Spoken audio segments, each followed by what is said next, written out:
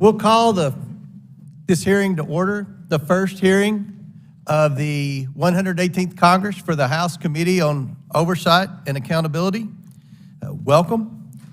As chairman, I intend to focus this committee's attention and resources on its core mission to ensure our government is working for the American people in an efficient manner.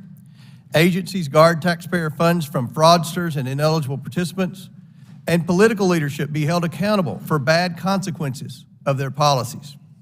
Last Congress, Democrats strayed far from this mission. The Biden administration faced little to no scrutiny under unchecked, one-party Democrat rule in Washington. This committee conducted almost no oversight of federal government agencies, programs, or policies. The nonpartisan Lugar Center gave Democrats an F in oversight last Congress. Instead, this committee spent its time and resources demonizing America's oil and gas industry, investigating an NFL football team, and examining pet, flea, and tick collars. The American people have suffered from the lack of oversight and accountability. Crises have continued and worsened. Our nation is facing the worst border crisis in American history. Fentanyl, which is coming across the southern border, is the leading cause of death for many Americans. Americans are facing high energy prices resulting from policies aimed at diminishing domestic energy production. And the American people have struggled with consequences of prolonged COVID closures and lockdowns, inflation, and shortages of labor and goods. That's why this first hearing is so important. Today's hearing is a first step in examining the massive waste, fraud, and abuse in COVID relief programs. In March of 2020, the United States struggled to respond to growing threats presented by COVID-19. With the economy on the brink of collapse, Congress passed a series of bills intended to both fund the public health response and keep the economy afloat. The largest of these measures was the bipartisan CARES Act. It created programs like the Paycheck Protection Program, which saved jobs at small businesses across the country. It rolled out pandemic unemployment insurance to help American workers who were victims of business closures and spiking unemployment. These programs brought relief to many Americans. But with massive government spending comes opportunity for waste, fraud, and abuse. Unfortunately, Democrats conducted little oversight of the over $2 trillion spent under the CARES Act. They did the exact opposite. They spent another $2 trillion, but this time with absolutely no protections or guardrails to prevent waste. And worse, they spent this money when there was no sign that it was actually needed. This out-of-control spending led to 40-year high inflation, kept people out of work longer, and harmed our economy. During the markup of this legislation, many of us warned that without oversight mechanisms in place, taxpayer dollars were at risk of being misused or lost to fraud, waste, or abuse. Republican amendments would have put strings attached on those dollars. They would have allowed for oversight. But Democrats voted down every single amendment we offered.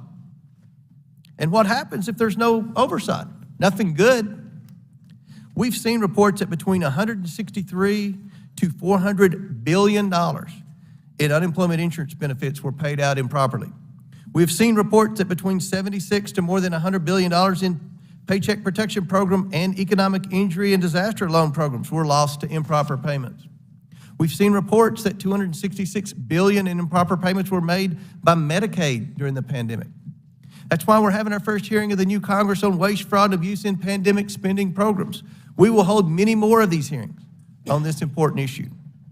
We owe it to the American people to get to the bottom of the greatest theft of American taxpayer dollars in history.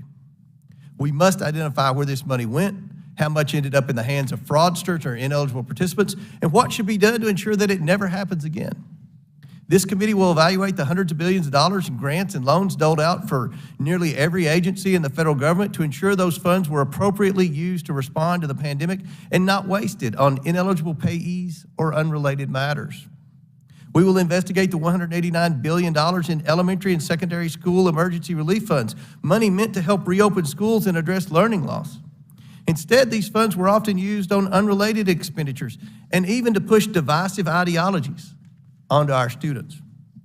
We will work to ensure that the watchdogs in our offices of inspectors general and our law enforcement officers, agents, and prosecutors have the tools they need to track down fraudsters and recover illegally obtained COVID-19 taxpayer funds.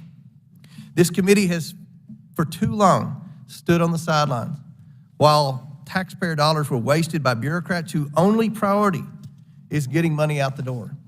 Today, we will hear from Inspector General Michael Horowitz, GAO's Comptroller General Gene Dodaro, and Assistant Director David Smith with the Office of Investigations at the Secret Service.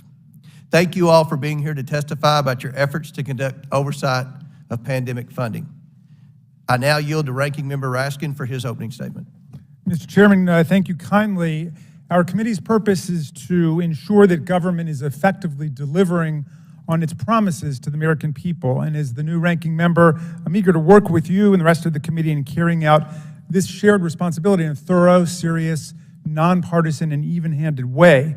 When I heard that our first hearing would spotlight pandemic relief programs, I was pleased because I thought it would follow up on everything the Democratic majority had been doing in the 117th Congress since COVID-19 began. I was hopeful for an opportunity to consider together how we can identify schemes of fraud and self-enrichment, ripping off the taxpayers, and continue to strengthen the structural efficiency of critical government programs that help families and businesses across America meet the challenges of the pandemic. Just as the political system and the campaign finance system have recently been proven shockingly vulnerable to imposters, hustlers, con men, big liars, outright fraudsters, and fakes, some of the programs developed to respond to the COVID-19 pandemic have proven vulnerable to the relentless, deceitful, and fraudulent designs of criminal predators when they too decide to exploit the generosity of the American people. The traditional language of waste, fraud, and abuse does not quite capture the confidence games and organized criminal artifices and schemes that have targeted and exploited relief programs built on the solidarity and goodwill of the American people. The House Select Subcommittee on the Coronavirus, which was chaired in the last Congress by then Majority Whip Clyburn, in which I served on, led the effort to identify and combat these criminal actors. The subcommittee conducted no fewer than 7 hearings focused on rooting out fraud in relief programs. I will never forget how under Chairman Clyburn's leadership, in our first week or two of existence, the subcommittee recovered an improper $10 million Paycheck Protection Program loan. Less than 3 months later, we helped secure the return of $109 million from a nursing home chain that was not using the loan as Congress had specifically intended. In March of 2021, we exposed how the Trump administration's reckless mismanagement of small business relief programs and refusal to implement basic anti-fraud controls led to nearly $84 billion in fraudulent loans. Just months later, we issued another report highlighting how the Trump administration awarded $95.7 million in pandemic food box program funds to 3 companies that all raised severe red flags. Then again, in April of 2022, we showed how Trump White House officials overruled career Department of Defense officials to approve a $700 million national security loan to a single company in violation of legal requirements, and so on. We used the spotlight and bully pulpit of a small subcommittee to expose and reverse colossal frauds taking place against the American people. While I remain optimistic that this hearing can meaningfully explore ways to ensure that taxpayer dollars go where intended, I confess I'm troubled that some of our colleagues seem to want to cherry-pick facts and deploy distorted figures to attack the underlying legitimacy of the programs themselves, the programs that were a lifeline and salvation for millions of businesses and families across the country. Recall that while the former president denied, trivialized, and dismissed the COVID-19 pandemic, it was Congress which acted responsibly and swiftly and in bipartisan fashion to create and supercharge programs that saved countless businesses and families from bankruptcy and ruin. These programs included expanded unemployment insurance benefits and the PPP program, which empowered families and businesses to avoid economic collapse. As a result of our actions, the COVID-19 economic recession was the shortest on record. The programs were by no means perfect. Antique government IT systems, many running on obsolete software, collapsed and were incapable of adapting to the scope of the crisis. States entered the pandemic at a 50-year low for unemployment insurance system funding, and UI claims burgeoned from 211,000 to 6.6 million, a 3,000% increase over a three-week period in March of 2020.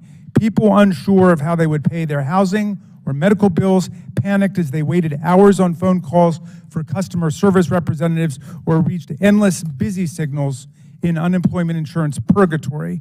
My home state of Maryland was no exception. In the one-year period from March 2020 until March 2021, my district office received 1,400 anguished constituent requests for help with unemployment. This is in contrast to one constituent request we received in all of 2019.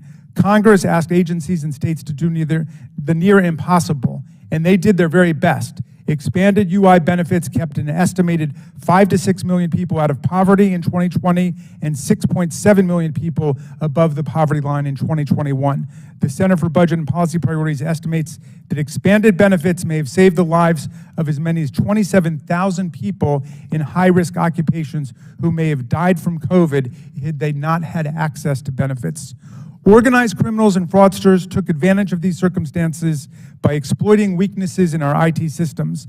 This problem was compounded by critical decisions made by the Trump administration that hamstrung pandemic relief anti-corruption oversight from the very outset, crippling the government's ability to detect fraud. Despite specific legislative instruction from Congress in our pandemic relief bills, the Trump administration regularly told agencies to ignore data reporting requirements. But congressional Democrats and the Biden administration have worked diligently from the start to recover funds stolen by organized criminal groups and other fraudsters, help states modernize their IT systems, and build new structural capacities to detect and prevent fraud. Under President Biden's leadership, departments and agencies across the government moved swiftly to strengthen program integrity and bolster efforts to prevent, detect, and pursue fraud, which festered under the lackadaisical stewardship of the prior administration. In the days preceding this hearing, Republicans have claimed that Democrats on this committee and in the Biden administration neglected to conduct meaningful oversight of these programs. The record demonstrates these assertions are baseless. Democrats have systematically ferreted out fraud, waste, and abuse in pandemic relief, although we all can certainly be doing a much more effective job, and that's what this hearing should be about. As the work of the 118th Congress commences, I urge all of my colleagues across the aisle and on our side to remember the crucial role this committee must play in eliminating fraudulent schemes by imposters in order to protect the integrity of the programs that we adopt and that America needs. With that, Mr. Chairman, I'm happy to yield back. Ranking member yields back. It gives me great pleasure to introduce our panel. I'll go through and introduce each member, and then we'll turn it over to begin their opening statements. But let me say this. This is a pretty quality panel. I think if you wanted to have the perfect hearing to determine waste, fraud, and abuse in the federal government, I can't think of three better witnesses from three more appropriate agencies to come before this committee. And I think you'll see this is going to begin a trend of having credible witnesses that are here to talk about serious, substantive issues. And I'm very proud of this witness panel today. Our first witness today is Mr. Gene Dodaro, the 8th Comptroller General of the United States and head of the U.S. Government Accountability Office, or GAO. In a career spanning over 49 years at GAO, Mr. Dodaro has worn many hats and testified before Congress dozens of times on important national issues, including waste, fraud, abuse, and mismanagement in the nation's response to the coronavirus pandemic. Mr. Dodaro's extensive experience at the helm of an agency often referred to as the congressional watchdog is invaluable. We're glad to have you here for this very important oversight topic, and we look forward to your testimony. Our second witness, no stranger to Congress, is Mr. Michael Horowitz, who is the chair of the Pandemic Response Accountability Committee, or PRAC, and Inspector General of the Department of Justice. Mr. Horowitz is testifying today in his role as chair of PRAC, an entity created by the CARES Act to support independent oversight of pandemic relief spending. The PRAC coordinates cross-agency investigations by agency inspectors general, enabling faster identification of fraudsters across multiple programs. This is a very important role. Mr. Horowitz and the committee looks forward to learning more about your and your colleagues' efforts to detect fraud, waste, abuse, and mismanagement of taxpayer dollars. And our third witness is Mr. David Smith, Assistant Director, Office of Investigations at the U.S. Secret Service. As the 28th Assistant Director for the Office of Investigations, Mr. Smith leads the agency's global investigative mission, comprising 161 offices and over 3,000 employees. Mr. Smith's office also oversees the Secret Service's national pandemic fraud investigations and cross-agency coordinated efforts, including investigations of foreign nationals stealing COVID relief funds. I look forward to hearing about the agency's investigations into pandemic relief fraud and ongoing efforts to counter such activities. Welcome, Mr. Smith, and we'll begin with Mr. Dodaro. And I hope I pronounced that right. I apologize if I didn't. It was excellent, Mr. Chairman. Very good. I appreciate it. Thank you very much. Good morning, Mr. Chairman, Ranking Member Raskin, members of the committee. I'm very pleased to be here. I commend you, Mr. Chairman, for holding this hearing, and I'm very pleased to see the attendance. I'd like to focus my comments this morning on 4 points that I believe were the main causes of the widespread fraud that has occurred and what could be done to deal with these issues. First, agencies should have been much better prepared in order to prevent fraud in the first place. We worked with the Congress back in 2016, and the Congress passed the Fraud Reduction and Data Analytics Act, which required agencies to implement GAO's fraud risk framework to help prevent fraud in the first place. Agencies were slow to implement this legislation and therefore were not prepared properly when the coronavirus emergency occurred. This needs greater attention and oversight, I believe, from this committee.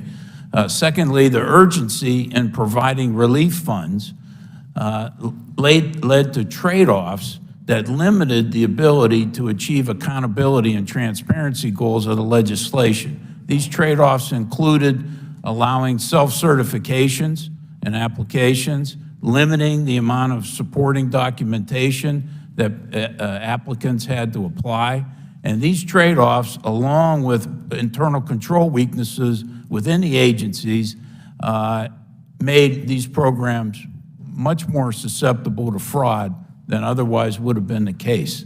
Now, Congress rectified some of these trade-offs in subsequent legislation. Agencies have begun to implement our recommendations, but there's much more that needs to be done to deal with the remaining COVID programs, to catch people who have perpetrated fraud and bring them to justice. But we're also, unless we make these changes, we're not better prepared for the future, for future emergencies, which certainly will come with disaster assistance and relief and other events that are unforeseen, but certainly will come. Third, I'm advocating, and I've done this before, that there's a permanent center for excellence and analytics in the Inspector General community.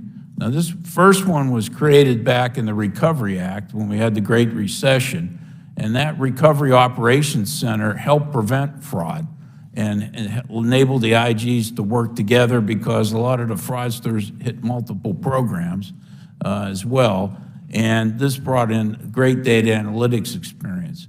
Unfortunately, this center was terminated in 2015. Now, I recommended Treasury had the ability to pick up the center operations. They declined on that. I recommended the Congress to make it permanent at that point in time. I was not successful. I'm at it again, and I think it makes sense to have this to deal with. Fraud occurs in regular federal programs all the time, as well as improper payments, which we talk about in our statement. And if you had this permanent capability, it would not only deal with regular fraud, but it would be ready and there when emergencies occur, and you won't waste time standing up. Every day wasted is another day susceptible to fraud and improper payments. This would help. Fourth, the government has an underlying improper payment problem. These are payments that shouldn't have been made or were made in the wrong amounts. You know, I've testified before this committee many, many times on this problem over the years. It occurs in a wide range of federal programs. It's pervasive across the government. So when you have that type of problem that we're not dealing with on a regular basis, and you add additional spending, billions, hundreds of billions, in this case trillions of dollars, you're going to have these type of problems in place. So I have many recommendations in my testimony that I think would help address this issue. And I've put forth at least 10 legislative suggestions for how Congress can act to make sure that this problem doesn't happen again at the magnitude in which we've seen in this particular case. So I'm looking forward to answering questions today. I'm also looking forward to working with this committee to put solutions in place that can guarantee when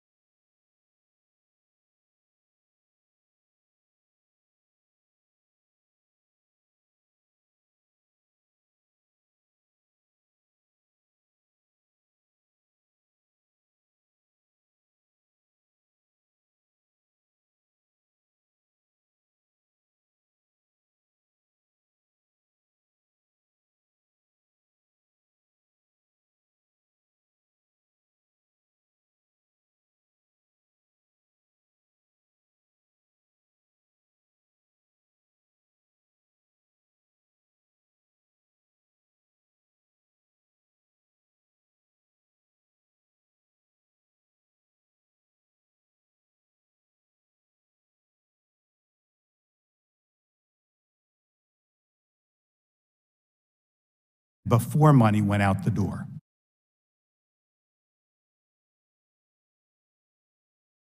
Model and institutionalizing it. Finally, let me touch on 3 PRAC legislative priorities. First, we hope Congress will take up legislation to make permanent the PRAC's data analytics platform. Taxpayers need that sophisticated tool to continue to exist, and I appreciate the Comptroller General's continued support for that. Second, Congress should consider raising the jurisdictional amount in the Program Fraud Civil Remedies Act from $150,000 to $1 million so IGs can more effectively pursue smaller dollar frauds. Finally, Congress should consider extending from 5 to 10 years the statute of limitations for pandemic unemployment insurance fraud, as it did last year with PPP and IO fraud. The PRAC and the IG community is committed to using all of the tools we've been provided, criminal, civil, and administrative, to pursue for the taxpayers every dollar that fraudsters stole from pandemic programs. Thank you for your continued support for those efforts, and I'd be pleased to answer any questions the committee may have. Thank you, Mr. Horowitz. Mr. Smith. Good morning, Chairman Comer, Ranking Member Raskin, and distinguished members of the committee. Thank you for the opportunity to appear today and discuss the ongoing efforts of the U.S. Secret Service to counter pandemic-related fraud. As the chairman mentioned, I serve as the Assistant Director for the Secret Service Office of Investigations, overseeing our 161 offices. I also oversee our 42 cyber fraud task forces that are central to our criminal investigations. I also direct our National Computer Forensics Institute in Hoover, Alabama, which trains and equips local law enforcement, as well as prosecutors and judges. I thank you all for your recent support of our institute and reauthorizing it. For more than 150 years, the Secret Service has conducted criminal investigations to protect the American public and financial infrastructure from criminal exploitation. We continue to do so while also fulfilling our protective duties. After 21 years in federal law enforcement, exploitation of government programs by criminals is not new to me. I often say the pandemic didn't create any new criminals, it just provided more opportunities for them to exploit. Countering pandemic-related fraud has been our investigative priority since March of 2020. In less than 3 years, we've opened thousands of investigations, recovered over $1 billion, arrested nearly 500 criminals, yet there is more work to do. It is our duty to detect and arrest criminals, seize their illicit assets, and disrupt their networks. Our experience in combating pandemic-related fraud reaffirms our investigative strategy. We continue to evolve our application of technology and training to develop skilled investigators who can in turn combat emerging criminal tactics. We recognize the potential for fraud based on our experience following major disasters. Prior to the CARES Act enactment back in March of 2020, we reached out to some natural partners to include the offices of the Inspector General for the Small Business Administration, the Department of Labor, and the Council of the Inspector Generals on Integrity and Efficiency. We understood that many key partners had limited resources, and the best way to address the potential wave of fraud was to work together. We also worked with our long-standing partners in fighting financial crimes at the Department of Justice, including U.S. attorneys' offices around the country, the Department of Treasury, FinCEN, and many others. The Secret Service has seen the full spectrum of pandemic-related fraud. This included N95 mask schemes, ransomware attacks targeting hospitals, the wide use of stolen identities, and inmates applying for benefits. Numerous cases also involved insiders with access to personal data. Criminals were prepared to exploit the pandemic, in part because for years they were selling identities stolen from past data breaches. They were also fabricating identities using personal and financial data of real people combined with false information. Our investigations also reveal that criminals use shell companies and false employment information. These tactics were repurposed for broad use during the pandemic. In closing, I'll share some observations from our pandemic-related fraud investigative experience. The prevalence of identity theft and the volume of personal data accessible to criminals is undeniable. Continuing to improve identity verification standards for government funding programs is important. Advanced collaboration, as some of my colleagues mentioned earlier, between government entities and the financial sector is essential for mitigating fraud targeting government programs, especially during emergencies. Ensuring law enforcement are at the table would be a major step in curtailing fraud of this magnitude as well. Our cyber fraud task forces are a proven model for such collaboration. In these task forces, and similarly in our protective mission, we constantly communicate the importance of sharing information and planning for contingencies. Thank you again for the opportunity to testify today, and I'm honored to represent the dedicated men and women of the Secret Service. I look forward to your questions. Thank you, Mr. Smith. Before we get to the questions, I'm going to ask if you'll stand and take the oath here. Do you all raise your right hands? Do you all swear or affirm that the testimony you are about to give is the truth, the whole truth, and nothing but the truth, so help you God? Let the record reflect the witnesses have all answered in the affirmative, and we want to thank you. Without objection, your written statements will be made part of the record. And before we move into the question portion, we have a lot of new members, a lot of freshmen that have never served in any committee in Congress, and I just wanted to make sure everyone knows the rules here. We will rotate back and forth 5 minutes. Please adhere to the 5 minutes. We're going to try to be strictly by the book. The order is determined by myself and Ranking Member Raskins. Please be respectful of everyone's 5 minutes. I was telling some of the freshmen that during the 2017 session, my first full year in Congress, I was the very last person, dead last in seniority in the very far corner. And you appreciate when people don't go over their time, but this is your time. This is your time to ask anything you want. So please, to both sides, let's be respectful of each member's 5 minutes. And with that, I will begin questioning, and we'll start with Mr. Horowitz. You mentioned the do not pay list. Can you briefly tell us what that is? Yeah, so Treasury has set up a list of suspicious payees. That doesn't mean they're not eligible, doesn't mean they can't get benefits. It means that they're on a list that requires at a minimum, secondary screening, secondary consideration and evaluation. Was this used by government agencies to prevent fraud? So this is a tool that I would assume would have been eligible in their toolbox.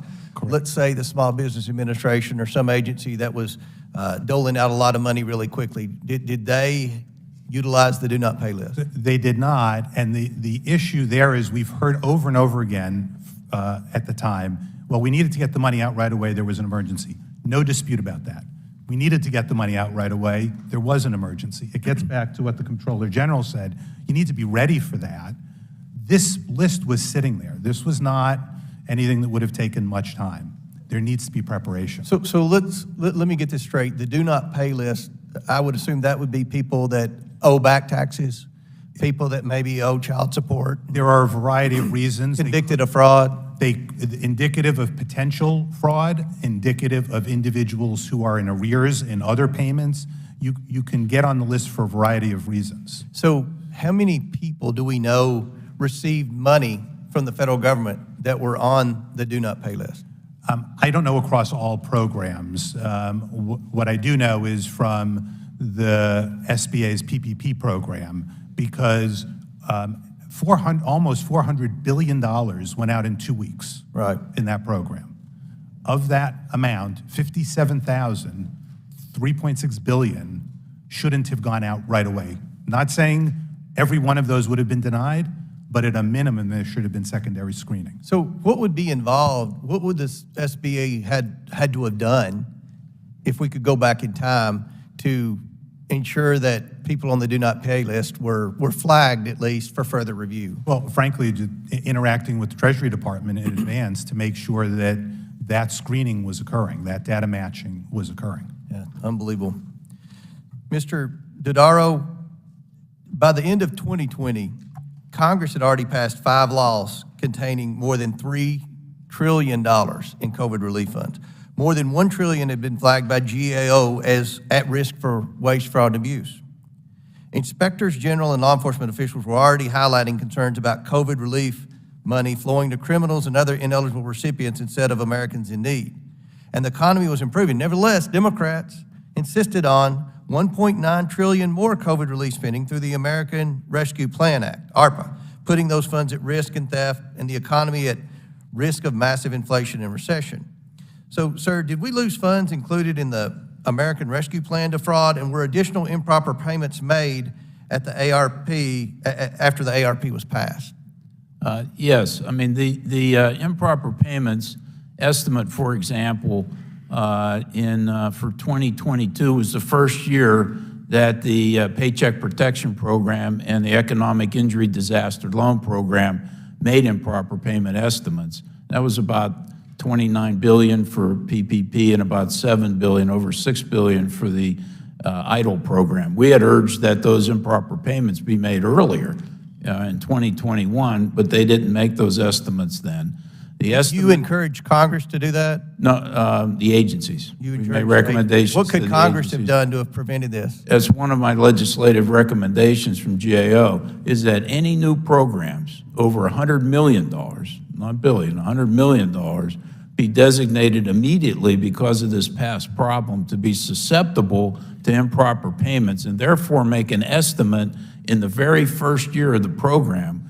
Right now, the improper payments estimates only have to be made 2 or 3 years after a program's already started. Wow. It's too late.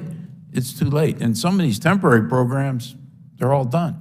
Wow. And so it's Congress can and should have that as a requirement to be put in place. Well, hopefully that'll be some kind of bipartisan legislative fix from this committee very soon. Mr. Horwitz, same question. I've got 40 seconds. What warning signs were there and what should have been done? There were plenty of warning signs. Frankly, the urgency and speed to get it out without any consideration of what was already available to use, like do not pay, as we did in our fraud alert this week. Had there been agreements in place, they could have checked against Social Security Administration. I think it's very important that consent-based verification tools be put in place for programs.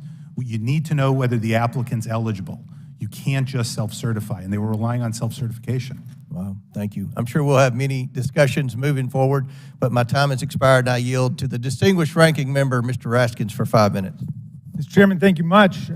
Mr. Horwitz, following up on that, when did the SBA start using the Do Not Pay program to check the eligibility of applicants for PPP loans? Following recommendations by SBA, OIG, the PRAC, and GAO, they started in 2021. In January 2021, at the beginning of the Biden administration. They said they were. It actually, I'm not sure it exactly started then. I mean, one of the issues has been getting them to implement what they said, but they did make efforts to start, and they did subsequently start doing that.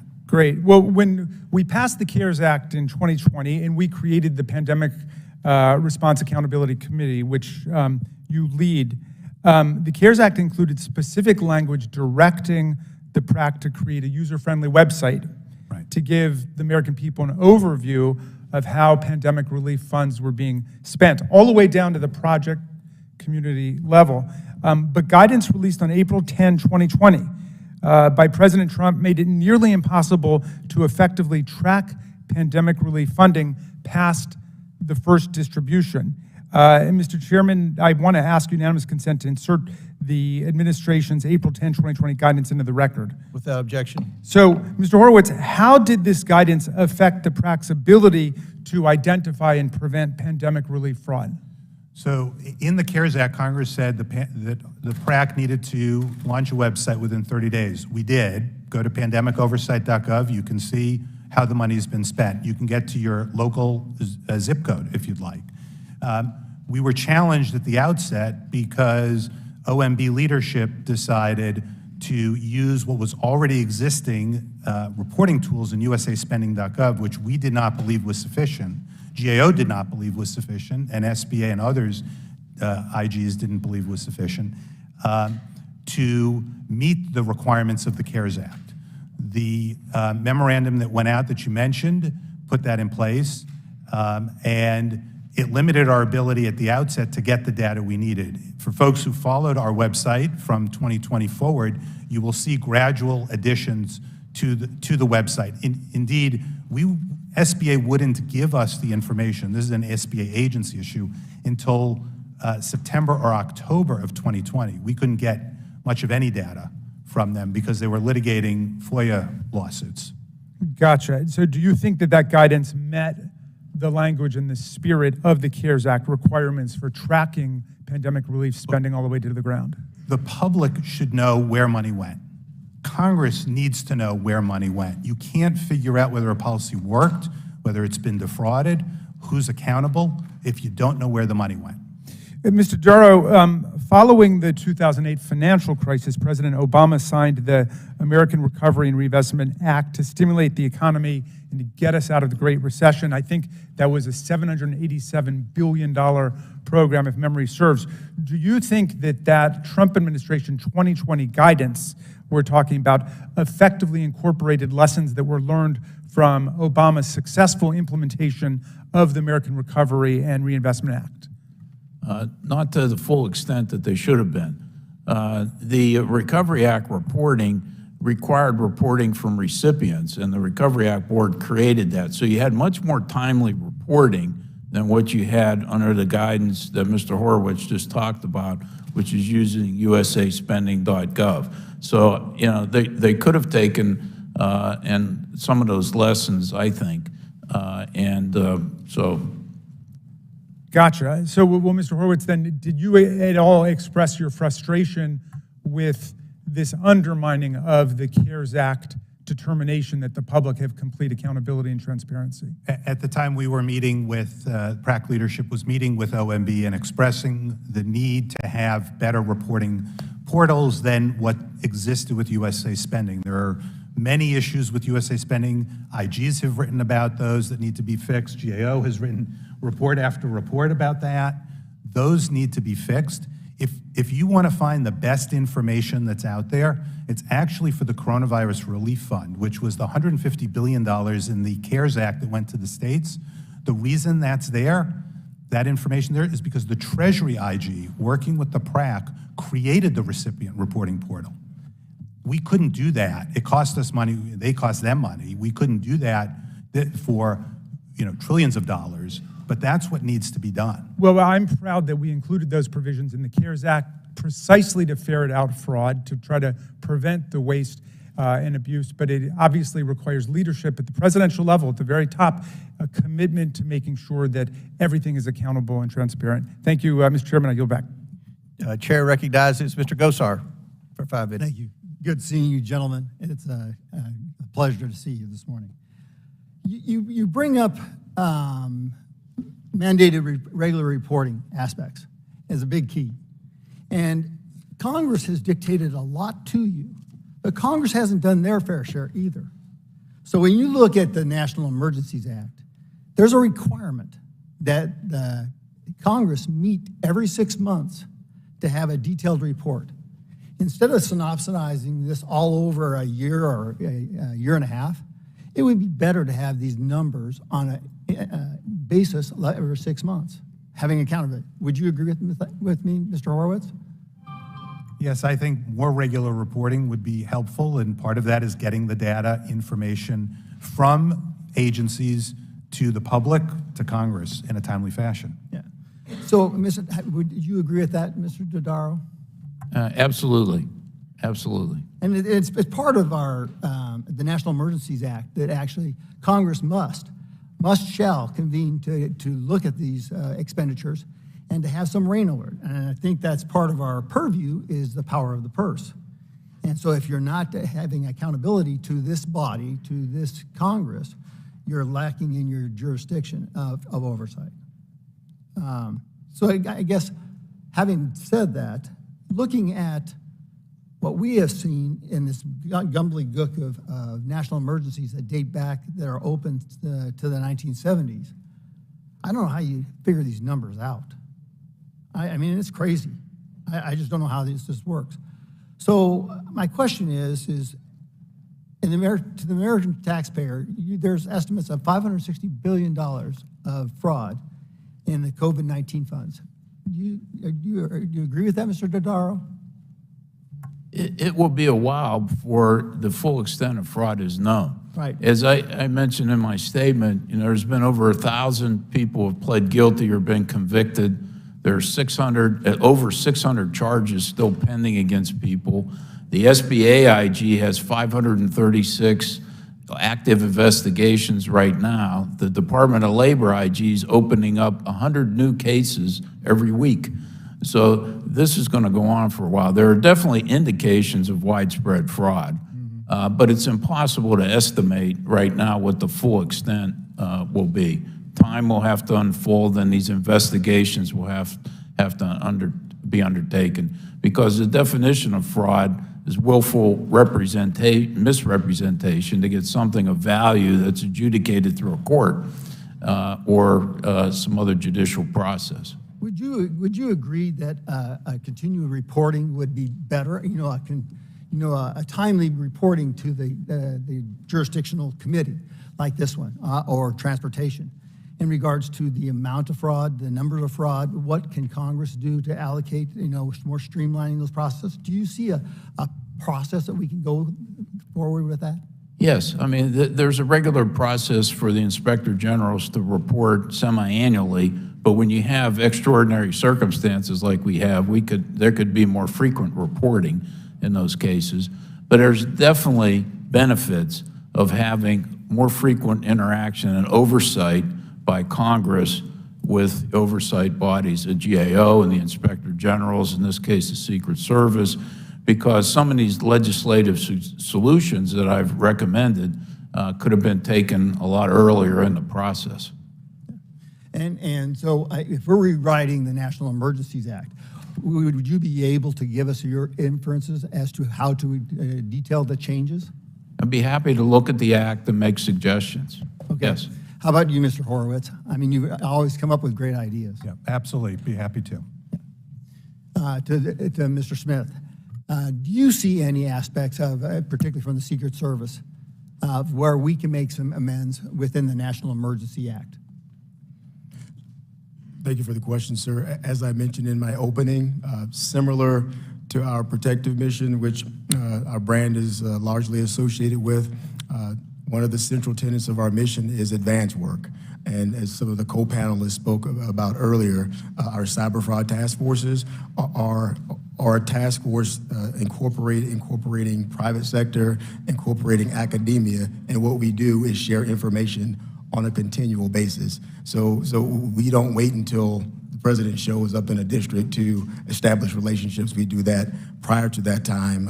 So similarly, in our investigative mission, we know that it's important to maintain relationships with financial institutions, academia, in order to get in front of fraud and share ideas, because we have a constant cadence of interacting with bad guys in the context of our jobs. Thank you. I might run out of time. I yield back. Chair recognizes Mr. Lynch for 5 minutes. Thank you, Mr. Chairman, and the ranking member for holding this hearing, and I want to thank our panelists for your good work. I recognize you from previous hearings, and thank you again.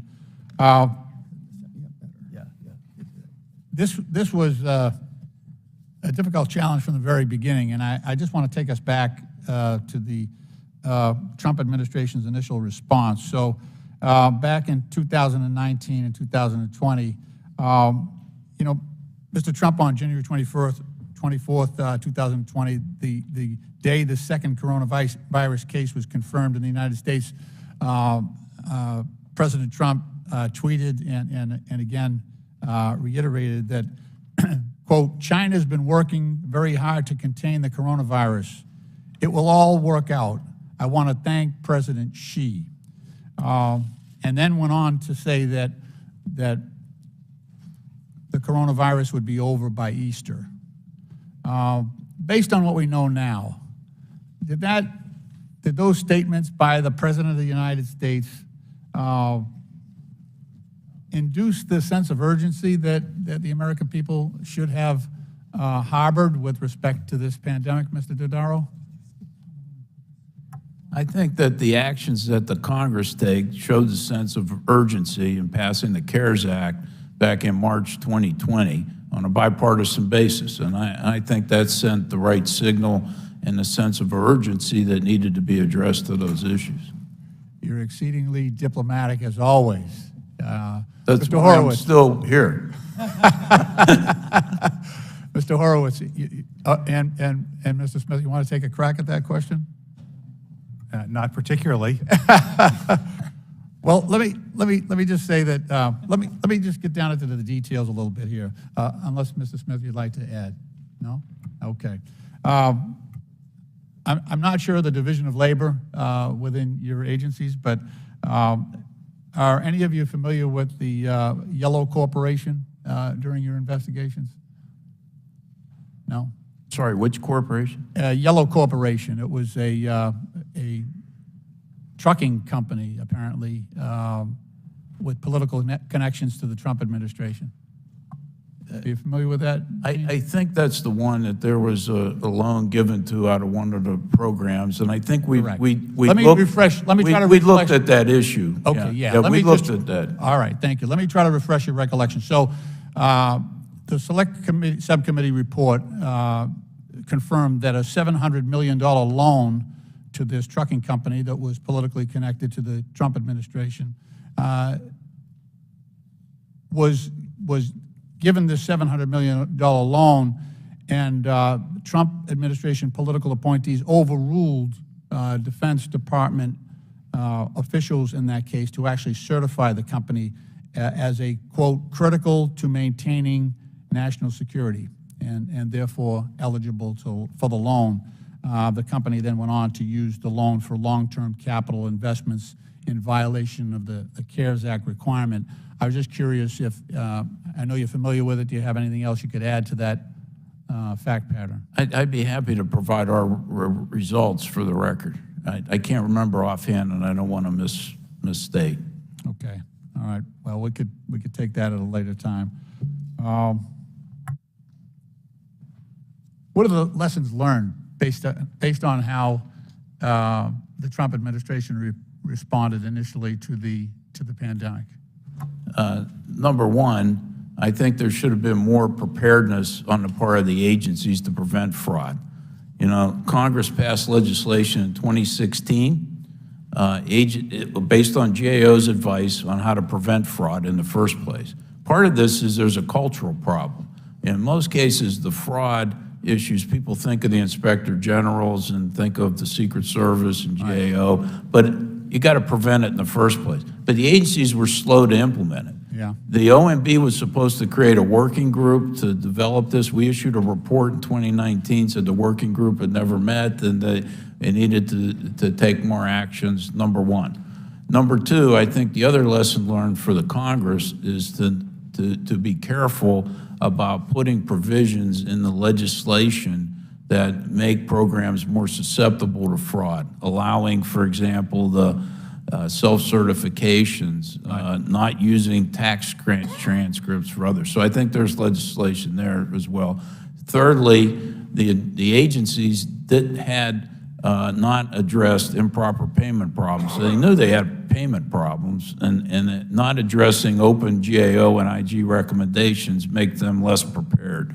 So there's a lot of lessons, and my legislative solutions to these address some of these lessons learned. Thank you, Mr. Chairman. My time has expired, and I yield back. Chair now recognizes Dr. Fox for 5 minutes. Thank you very much, Mr. Chairman. And I thank you for holding the hearing. I will have no questions for Mr. Dodaro, but I do want to thank him so much for the work he and his team do on behalf of the American people in helping us figure out ways to be more efficient and find the waste, fraud, and abuse. And I appreciate your comments just now. Since coming to Congress, I've fought for transparency and accountability in federal spending. And with trillions of dollars of COVID aid spent over such a short period of time, it's imperative we closely watch where and how that money was spent. And I think you've given us some more ideas. It's likely something we're going to have to track for a long time. But Mr. Horowitz, I have questions for you. Can you speak to the need for the Pandemic Response Accountability Committee, or PRAC, is and its importance? Thank you, Congresswoman. I think it was critical for Congress to have set up the PRAC when the CARES Act was passed. At the time, we were asked to oversee $2 trillion. It's now $5 trillion of pandemic oversight. And what it did was it brought the Inspector General community together to coordinate oversight. We created a data analytics platform to do the kind of work that resulted in our fraud alert last week. And you gave us hiring authority to bring on great data scientists, great team that has enabled us to do this work. We got it up and running, and we moved forward. And as a result, we've been able to coordinate more closely with not only our IG partners, but with the GAO and with state and local auditors. We created a state auditor in residence program. We have 2 auditors from the state of Tennessee who've come on board recently. First ever that's been done in the IG community, because we want to coordinate with our counterparts and our oversight partners at the state and local level. And so we've brought together people in a way that we've never had before in the IG community. So in your work, how would you rate, with the PRAC, how would you rate the various COVID relief funding programs from most to least susceptible to improper payments? Well, I think what you've seen so far is the three of the biggest programs: the Paycheck Protection Act, Paycheck Protection Program, the Economic Injury Disaster Loan Program, and the Unemployment Insurance Program. Those 3 programs, which by the way account for just under $2 trillion of the spending, have shown to be highly susceptible to fraud for different reasons. PPP. Can you give us the characteristics that cause that? Yes. So for PPP and EIDL, those were administered at the federal level. And the problem there was the desire to simply get the money out as quickly as possible without taking not an unreasonable amount of time, but an appropriate amount of time to make sure that they were sending the money to the right people. That was the problem, among others, with those 2 programs. On the unemployment insurance, the issue is different because that's administered by the 50 states. The problem there is the lack of coordination among them and with the Labor Department, and the Labor IG has written extensively about that problem. So we have some recommendations on what to do in that area. A number of recommendations, Good. And I'd be happy to send them up to you. Absolutely. Since the Labor Department's in the jurisdiction of the Education and Workforce Committee, I'm anxious to see those. So you charged 47 defendants in a $250 million fraud scheme involving a Minnesota nonprofit, Feeding Our Future, one of the largest COVID aid-related frauds uncovered. What, if any, indicators were there of this sort of fraud, and could it have been stopped earlier? So it's always hard to say whether something could be stopped earlier. We want to obviously be careful in hindsight to say that. But had there been on these various programs, pre-clear or pre-review of an applicant's, first of all, whether it was a legal entity, did it really exist? Was the email address coming from overseas? Was it from an IP address, coming from overseas? As we just reported on, did names, date of births, and social security numbers match what's in SSA, Social Security Administration's records? That's an easy check. Were they on a do not pay list? There were multiple steps that could have been taken in many of these instances that could have, at a minimum, paused, hit the pause button, take a second look to make sure they're eligible. Mr. Chairman, I know my time's up, but I'd like to make one quick comment. I'm really concerned about what Mr. Horowitz said about the 2016 bill being passed on how to prevent fraud, and the agencies were slow to implement. We have got to get to the root of these kinds of things and say to these agencies, and fire people if they don't do things they're supposed to do. That is our biggest problem in the federal government. Nobody can be held accountable. Thank you. I yield back. Thank you. Chair recognizes Mr. Krishnamurti.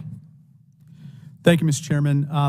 Mr. Smith, I want to ask you about your ongoing investigations involving transnational criminal actors defrauding our pandemic relief programs. It looks like in a statement that the Secret Service put out in December, you talked about a group called APT 41. Are you familiar with that group?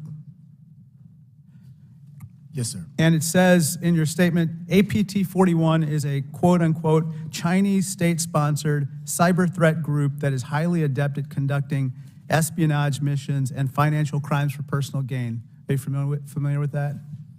I'm familiar with the article, sir. Yes, sir. And apparently, according to this same article, this group, the APT 41 Chinese state-sponsored cyber gang, stole tens of millions of dollars in U.S. COVID relief benefits, including SBA loans, unemployment insurance funds in over a dozen states. Isn't that right? That's what the article stated, yes, sir.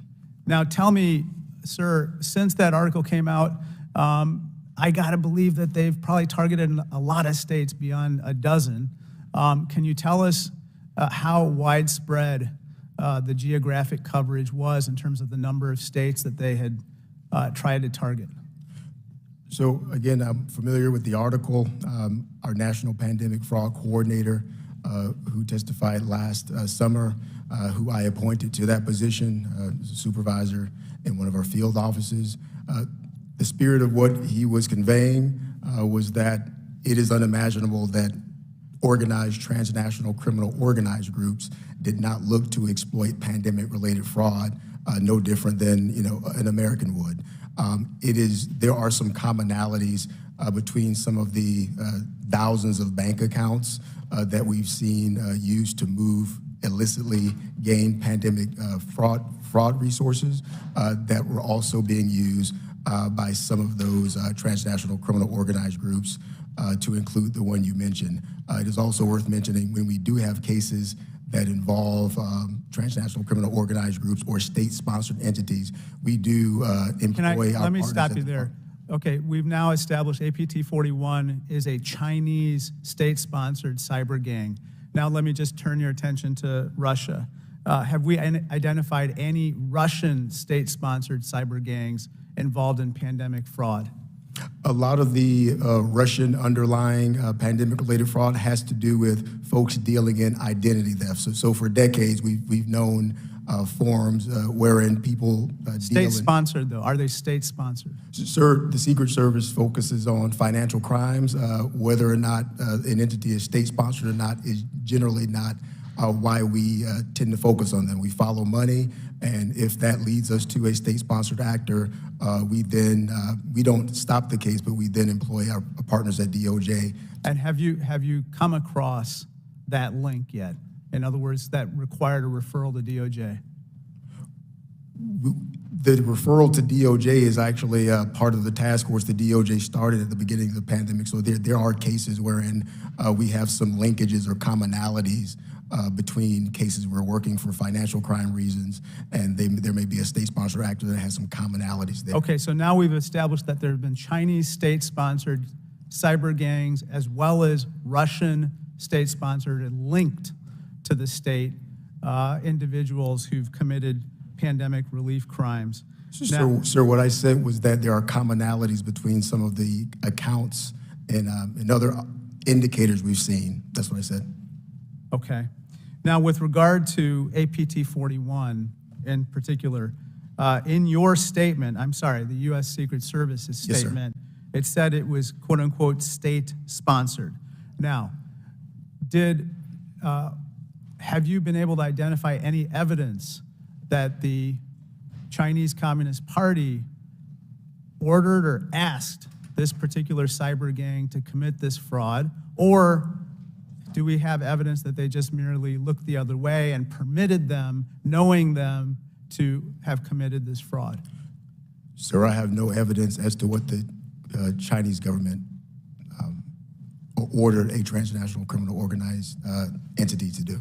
Are there any other cyber gangs, state-sponsored, either Chinese or Russian or any other state-sponsored criminal gangs that have committed pandemic fraud? Sir, just last year, we disrupted a transnational criminal organized group known as Black Axe. They're Nigerian-based. They were operating in South Africa, and they have a long-standing history of committing a lot of different types of fraud, and they used a lot of the pre-existing money mules. There's an extensive money mule network that operates here in the States. Again, even the transnational criminal organized groups overwhelmingly used or leveraged an American profile to facilitate pandemic-related fraud. So we did see that, and we had an operation that disrupted that group just last year. Thank you. Chair recognizes Mr. Groffman for 5 minutes. Sure. A few more questions, follow-up questions for Mr. Smith. Could you give me a little more information as far as a stereotype, as far as fraud being committed by people abroad or fraud being committed by immigrants? What was the last word? Fraud being committed by what was Immigrants. the second part? Immigrants. So I'm not going to get into stereotypes. We follow money, we follow evidence, and at the end of the day, as I mentioned to the previous committee member, the majority of the cases we've seen, even if there is a criminal looking to exploit pandemic-related fraud abroad, they used an American mule.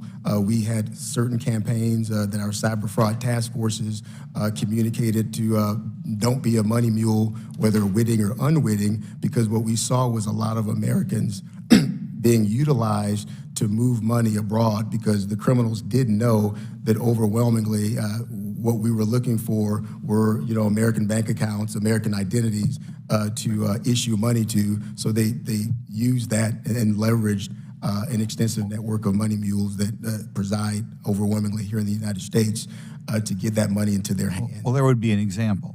Is the mule in America, are they have contacts within the foreign nations? I mean, are they immigrants from the foreign nations? Are they just grabbing a random person off the street? I mean, could you comment on these mules? So we have, dozens of cases, hundreds of cases where, we would have a person in fill-in-the-blank state, one state comes to mind, where there was a mule that had literally funneled $12 million to some criminals that resided abroad. And once we start following the money, once we start looking at some of the commonalities in bank accounts, and we have an opportunity to go interview a person. Right. Could you tell me what those countries were abroad, and could you tell me the background of the mules here? Did they have connections to the country abroad? So one of the cases, as I mentioned a second ago, was out of South Africa, focused on some Nigerian individuals in a group called Black Axe.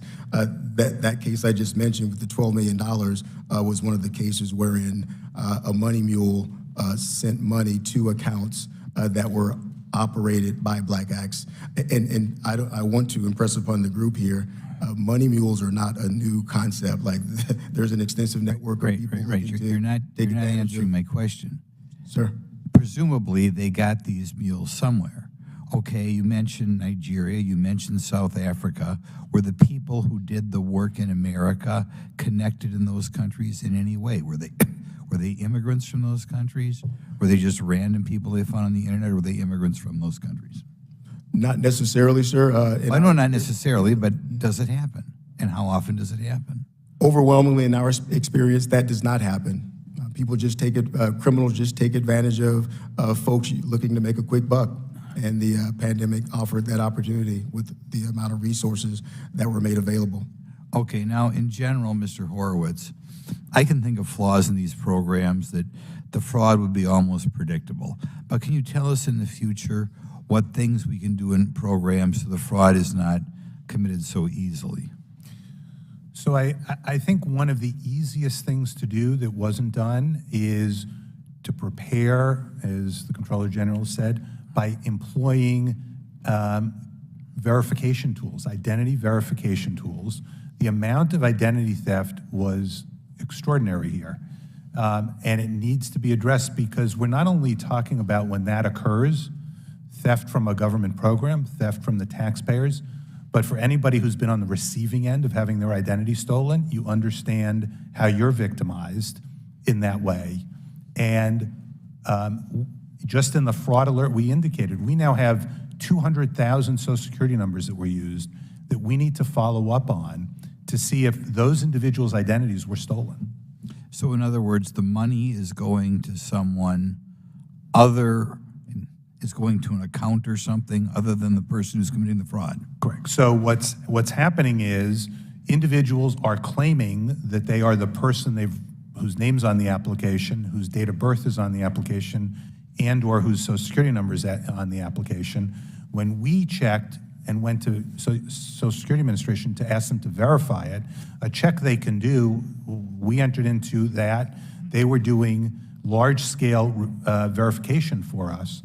They came back and said, those don't all match for those 212,000 numbers, which means somebody, in some instances, it could be a false positive. Somebody could have transposed their Social Security number down or their date of birth down. So there are going to be some of those. But presumably for most of them, those are individuals who obtained on the dark web through other means Social Security numbers that were previously stolen from individuals and had their identity stolen. And then they wind up going to a bank account that has this person's name on it, but this person doesn't even know the bank account. Gentleman's time's expired, but we'll let you finish the question. Yeah, certainly there's an ability to go to the bank, particularly if, as with the PPP program, the agency has said, you don't need to do anything other than accept the person's verification that it's them. In other words, all that had to happen in the PPP program at the outset was you went to the lender, you signed an application saying, no, I'm really this person, and they accepted it. No one can walk into a bank today and go to get a loan and say, no, really, I'm this person, give me the money. But that's what was going on. Chair recognizes Ms. Norton. Thank you, Mr. Chairman. Mr. Horowitz, this question is for you. Democrats provided the Department of Labor Inspector General $25 million in the American Rescue Plan to combat fraud and corruption in the process. Also in the American Rescue Plan, Democrats made critical investments in fraud prevention and accountability, including providing more than $200 million in funding for watchdogs to investigate fraud, waste, and abuse, as well as $2 billion to support states' modernization of unemployment insurance systems to reduce fraud vulnerabilities. The Biden administration has begun using these funds to support state efforts to make unemployment insurance systems both more accessible to eligible recipients and less susceptible to fraud. The American Rescue Plan provided significant funding to the Pandemic Recovery Accountability Committee as well. Yet my Republican colleagues voted against these common sense measures to reduce fraud. When the American Rescue Plan became law, Mr. Horowitz, you released the following statement, and here I'm quoting you. The enactment of the American Rescue Plan adds to the important independent oversight responsibilities of the PRAC and its members, inspector generals. We appreciate the ongoing support from Congress and the administration of the PRAC and its oversight mission, end quote. Mr. Horowitz, how much funding did the PRAC receive in the American Rescue Plan to perform the vital oversight functions? In the ARP, in the American Rescue Plan, the PRAC received $40 million of funding. Now, Mr. Horowitz and Mr. Dodaro, what other resources and authorities do you need to continue your work?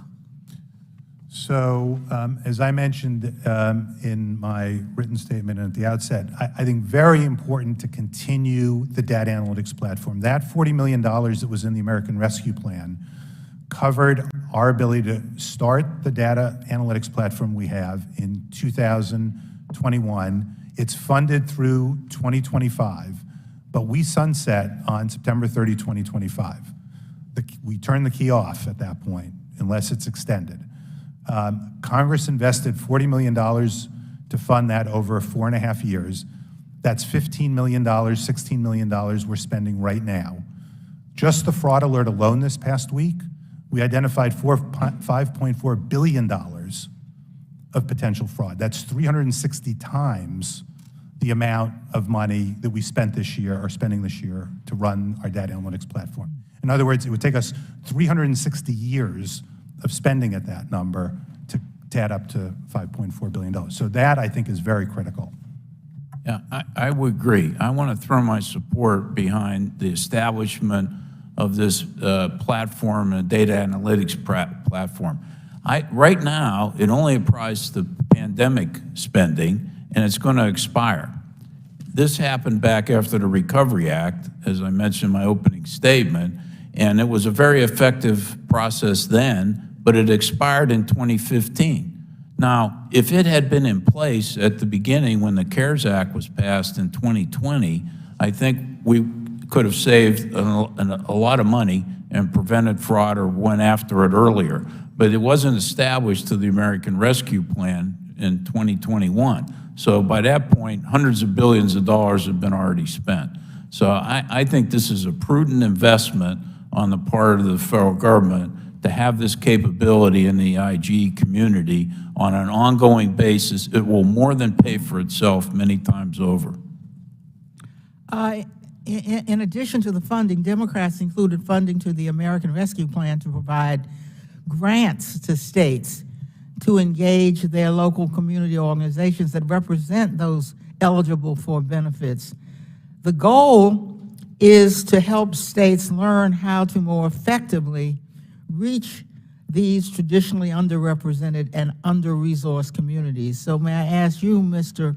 Horowitz and Mr. Dodaro, will these types of investments in the community engagement help you separate paperwork errors, other unintentional mistakes, and actual fraud?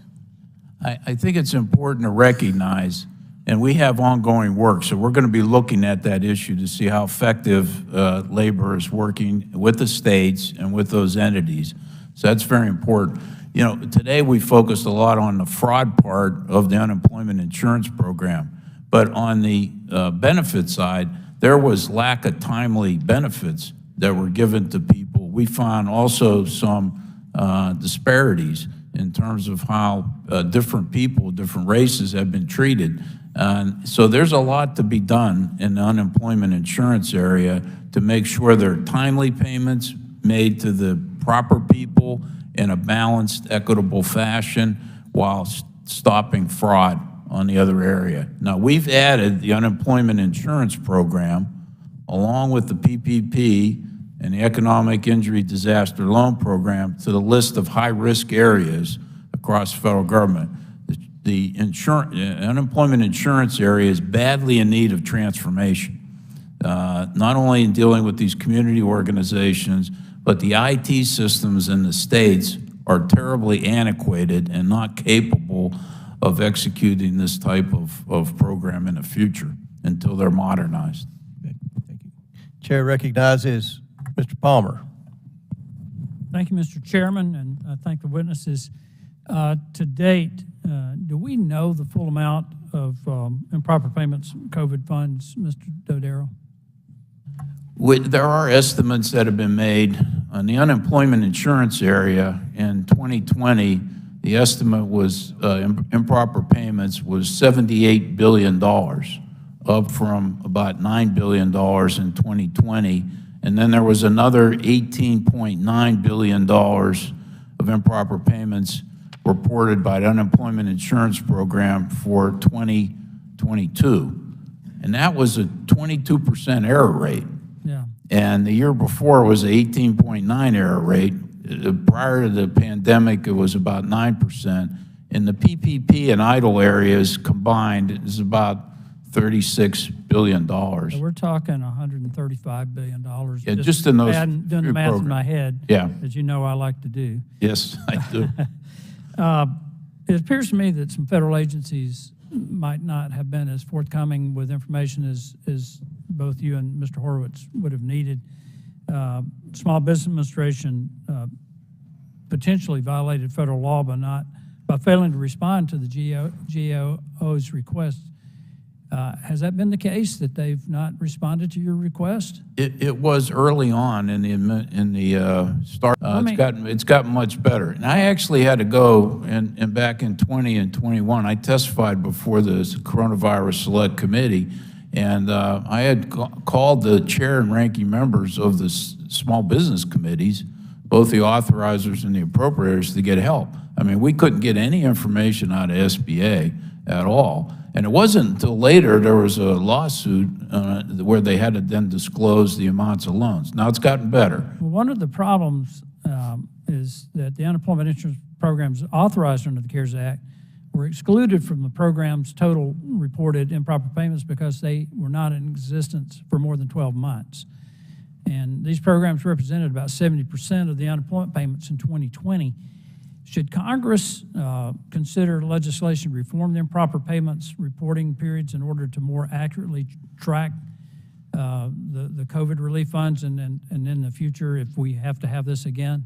Yeah, absolutely. I mean, that's one of my legislative recommendations. I would appreciate, and I've enjoyed working with both you and Mr. Horowitz over the years on things like this, if you would provide to me in writing your recommendations for legislative fixes. I want to move to something else. It's been discussed about what actions Republicans took, and I just want to ask you if we had required two-factor identification for online applications or provide state unemployment agency by fax, email, or other means of transmission a copy of the claimant's state ID, if we had utilized protocols to prohibit applications from foreign IP addresses, if we denied claimants using virtual private network identification, require individuals, I could go down this whole list of things. Would that have helped reduce the amount of fraud? Yes. Well, I just want to point out, Mr. Chairman, that these are recommendations that were made by Republicans in the House and Senate, including myself. I introduced a bill to do this that were largely ignored. When we began to see the massive amount of fraud, as early as I think April, May of 2020, Mr. Horowitz, I think, and working with the Department of Labor, the Office of Inspector General there, that billions of dollars had already gone out, and we couldn't get these guardrails back in. Would that have helped, Mr. Horowitz? Absolutely, and the fraud did start right off the bat. I mean, the PPP program sent out $400 billion in 2 weeks. Let me ask one other question. What we've seen in the last few months here is states using their COVID relief funds for things like New Jersey, $15 million in state and local fiscal recovery funds to bolster the state's bid to host the 2026 World Cup. We saw the state of Washington send out $128 million in $1,000 payments to 120,000 illegal immigrants. We saw Colorado Springs use $6.6 million to put an irrigation system at 2 local golf courses, $5 million state of Massachusetts pay off debts incurred by Edward N. Kennedy Institute for the U.S. Senate in Boston.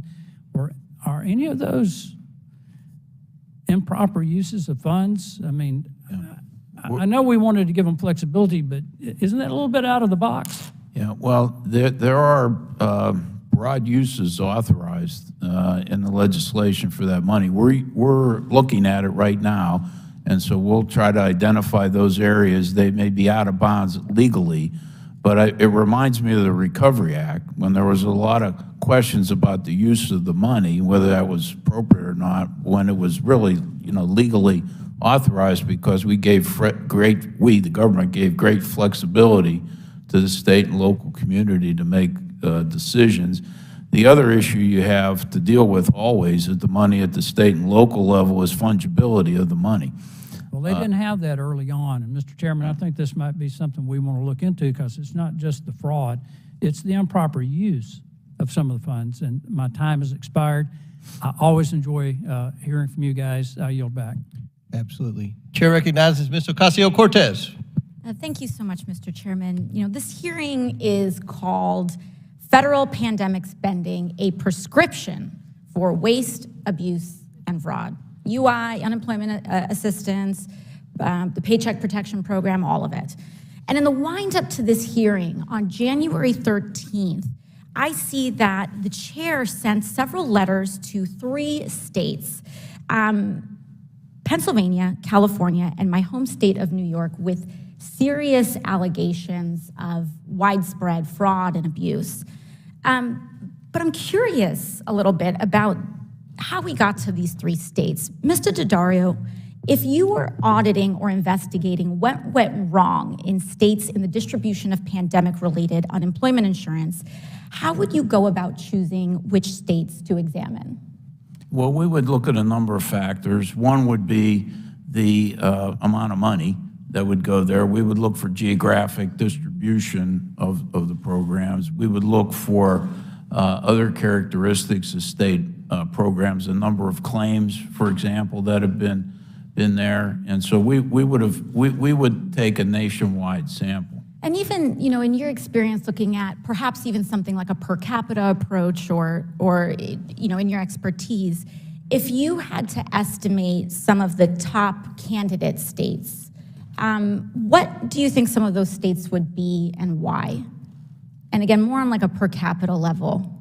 Yeah, I don't have the per capita numbers in my head, so I don't want to venture a guess at this point. I'd be happy to provide something for the record. Overall, let's say not from per capita, what would be some of the top states that you would look at in terms of your experience and oversight of these programs? Well, certainly California and New York are always candidates to look at in those cases, but you have Michigan, you have Florida, you have states in the South and the West, and so we would have a geographic distribution in order to make sure that we cover the money. What we try to do in these cases is cover, like right now, we're looking at the state and local coronavirus relief fund, and we've selected 18 states, and we're looking at, they account for about 60% of the total amount of money. Thank you, Mr. Daddario. I'd like to submit to the record this report from the Pandemic Response Accountability Committee entitled Key Insights State Pandemic Unemployment Insurance Programs. Now, Mr. Horace and Mr. Daddario, can you think of any methodology that would have brought the committee to send those 3 letters specifically to just those 3 states? Is there any methodology you can think of that by this committee? Well, I would defer to the committee. I don't really know what their objectives were in that case, and I don't think. I understand. Yeah. Now, I want to dig into this report. According to this report in PRAC, for example, Arizona paid $1.6 billion to individuals to stolen identities to get unemployment insurance benefits. Louisiana dispersed more than $1 million to individuals after the date of their death. And in Kentucky, state employees applied for unemployment benefits while still employed by the state and were able to hack the state's information management system and remove holds on their own accounts. And none of these states have been put under investigation by this committee.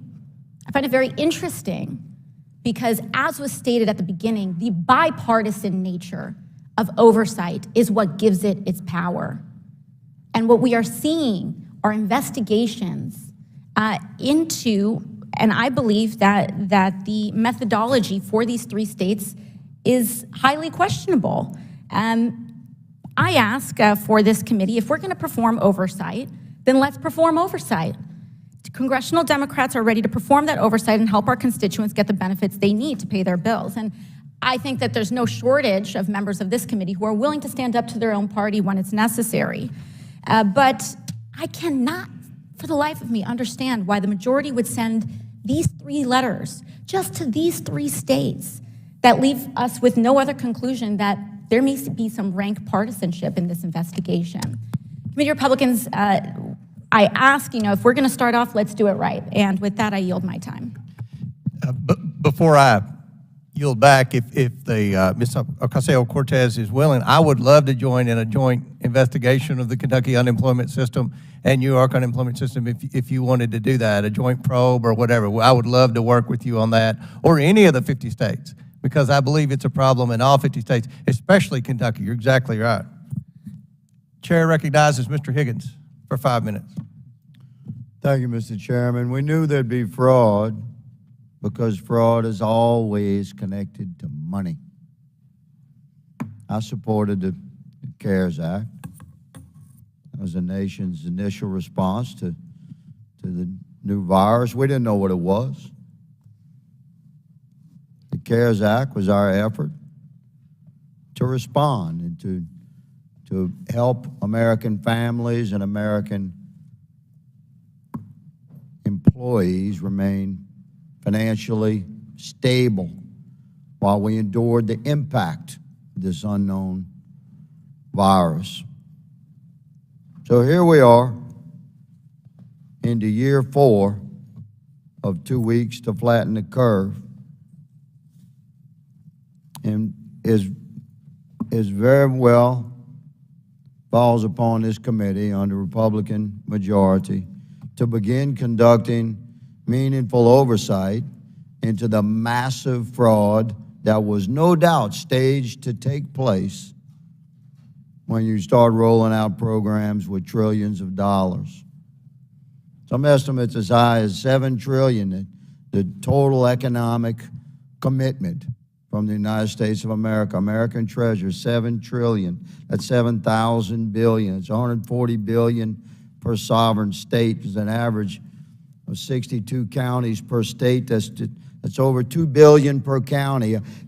I would argue that Americans across the country in local and state government would say they'd have done much better if every county could have received $2.2 billion in the form of a block grant. Of course, there was going to be massive fraud with programs like this, but what we expected was not the absence of fraud. What Americans expected is the presence of accountability and criminal prosecution. And that's what that accountability is what this Republican-controlled oversight committee is going to deliver.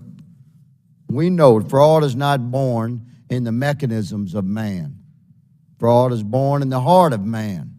It's to be anticipated.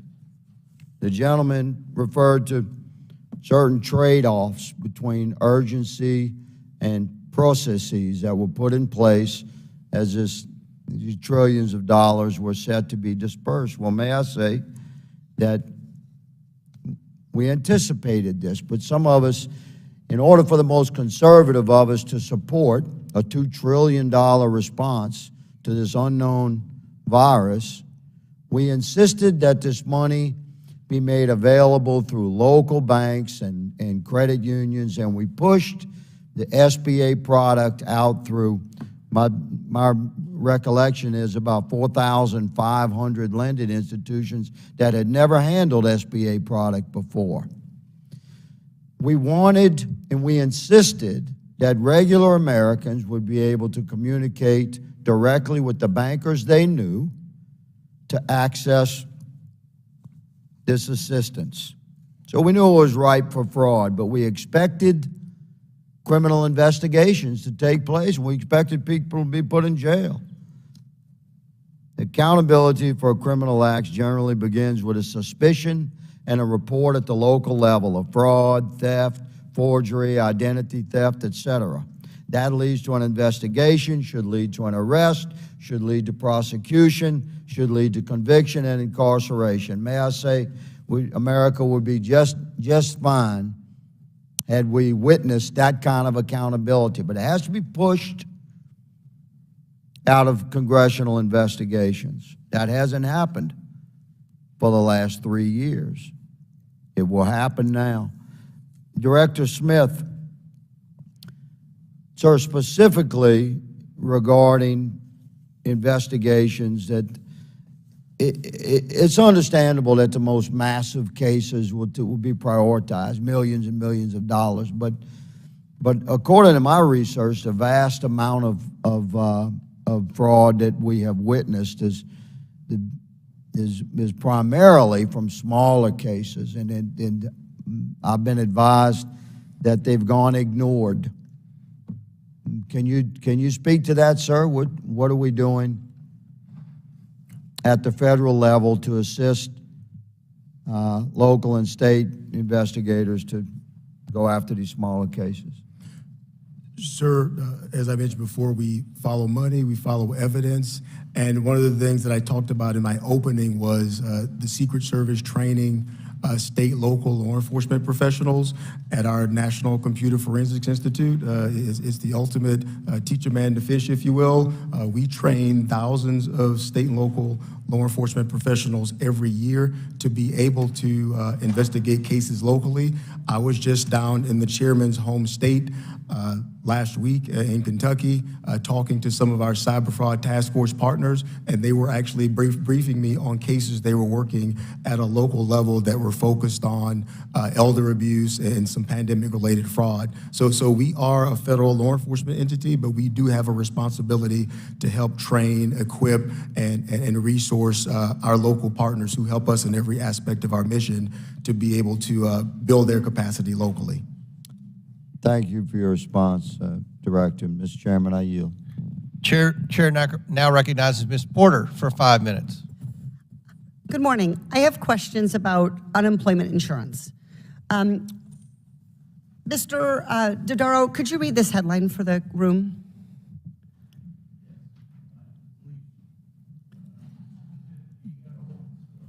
Yeah. Could you hold your microphone on, sir?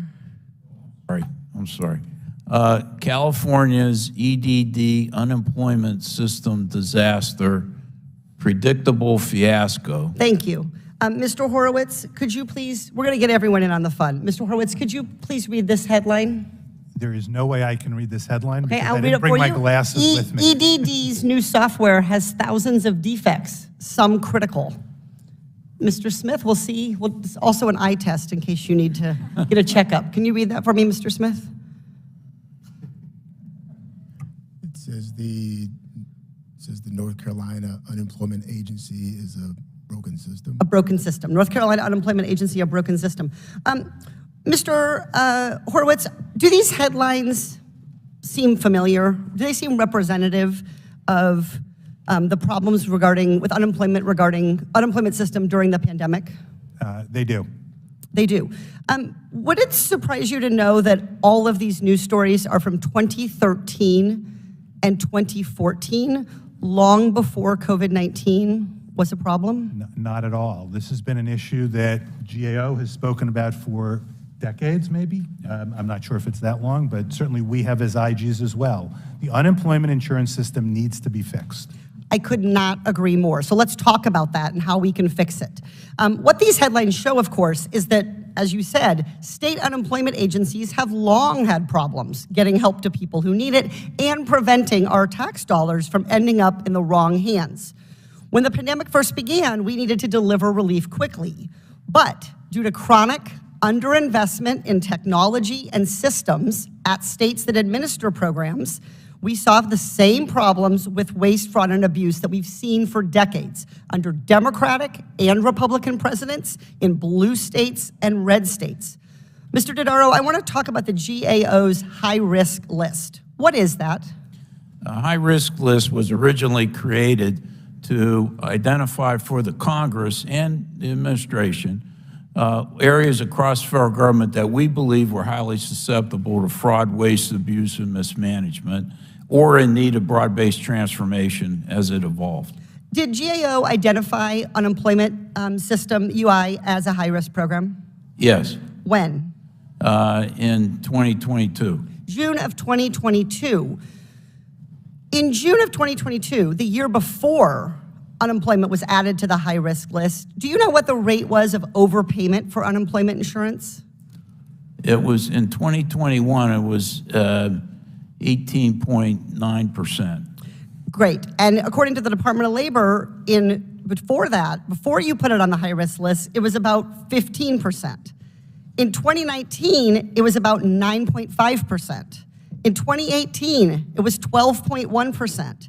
In fact, the overpayment rate has been over 10% for 14 of the last 18 years, according to the Department of Labor's OIG. When GAO announced that the unemployment system had been designated as high risk, you said, quote, GAO is concerned that many long-standing problems may go unaddressed. Do you remember saying that? I believe so, yes. Is that a little bit of an understatement at this point? Well, you know, for many of those years, it was mostly state money that was collected. There really wasn't big federal investment in this until the pandemic broke, or perhaps earlier in some other emergency situation. So, but I thought the time obviously was right. Yeah, what the OIG has said is the UI program has experienced some of the highest improper payment rates across the federal government. So my question is, why don't we fix this? Well, I think it requires some leadership on the part of the Congress and the Labor Department.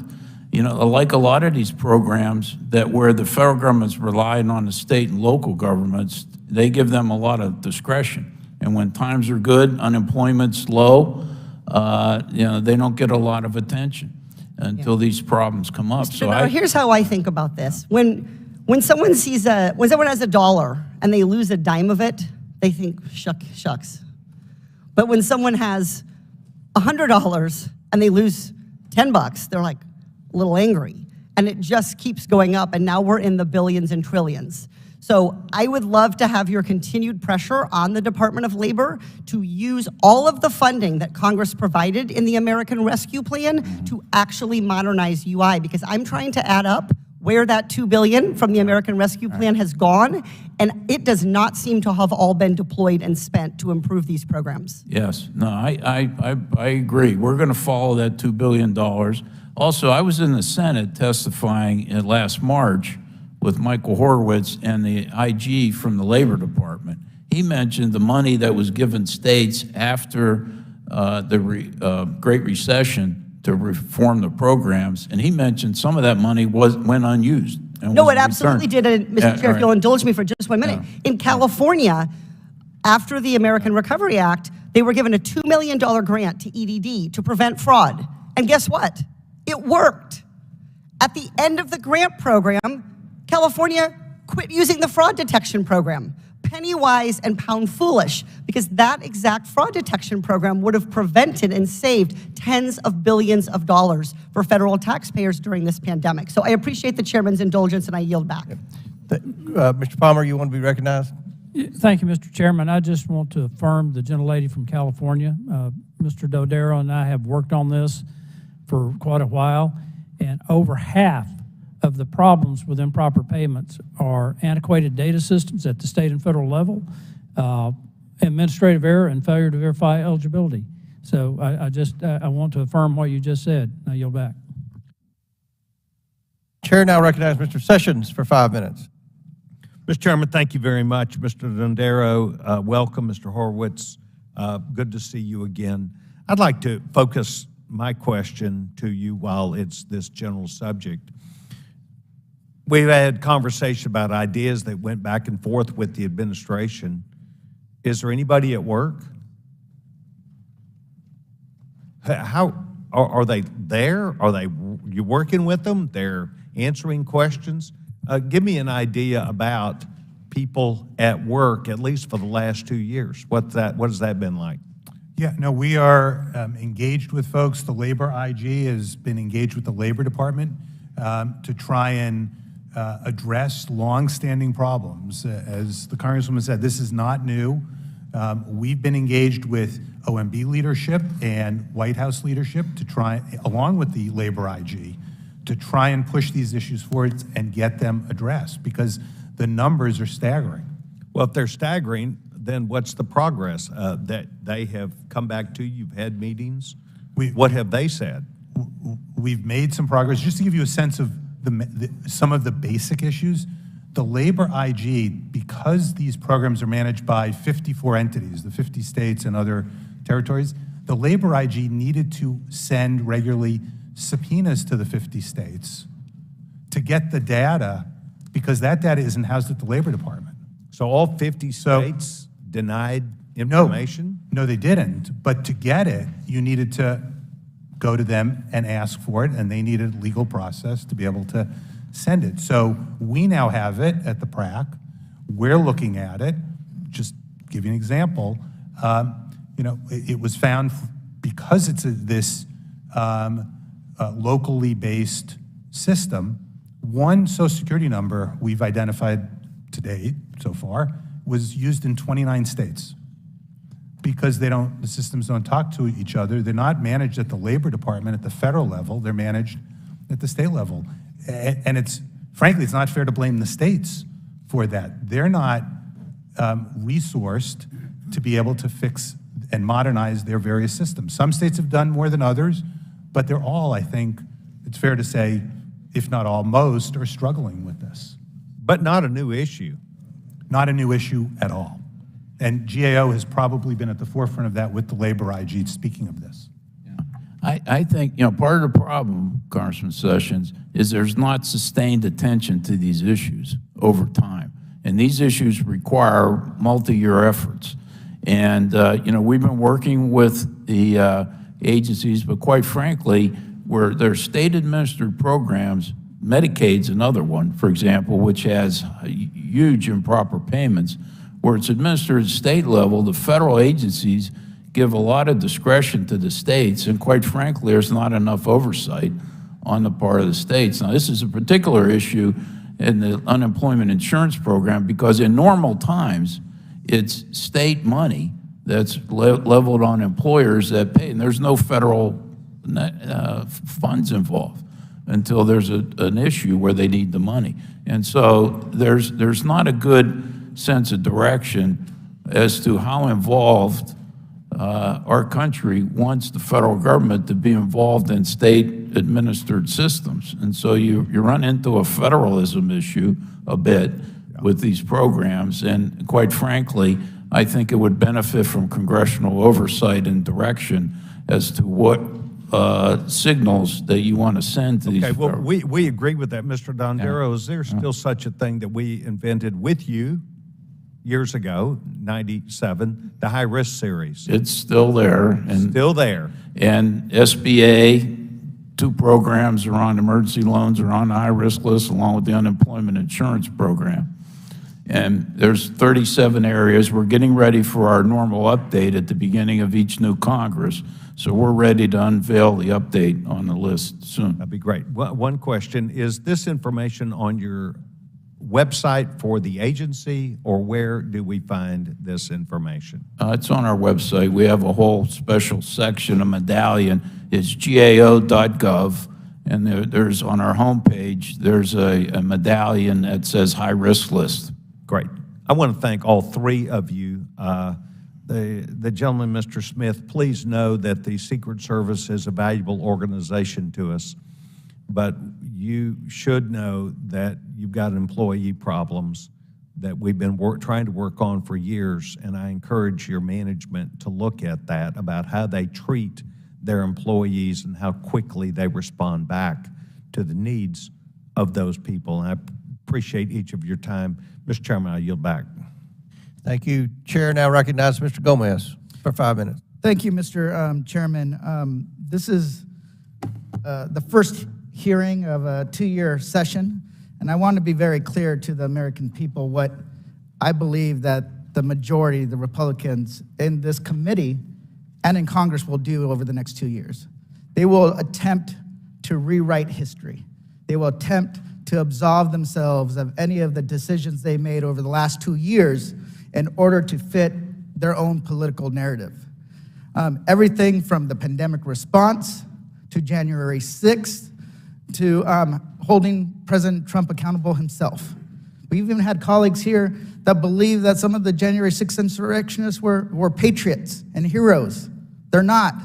They're traitors. That's what those are. Those insurrectionists were traitors. So let's focus on unemployment insurance.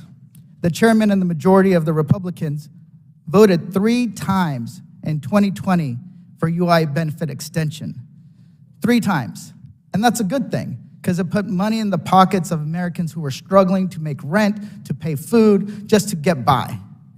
But after a month of voting to extend those benefits, 1 month later, they voted to slash and to stop those unemployment benefits. What changed? Did they not know about some of the concerns of that program at that time? No. What changed was we had President Biden.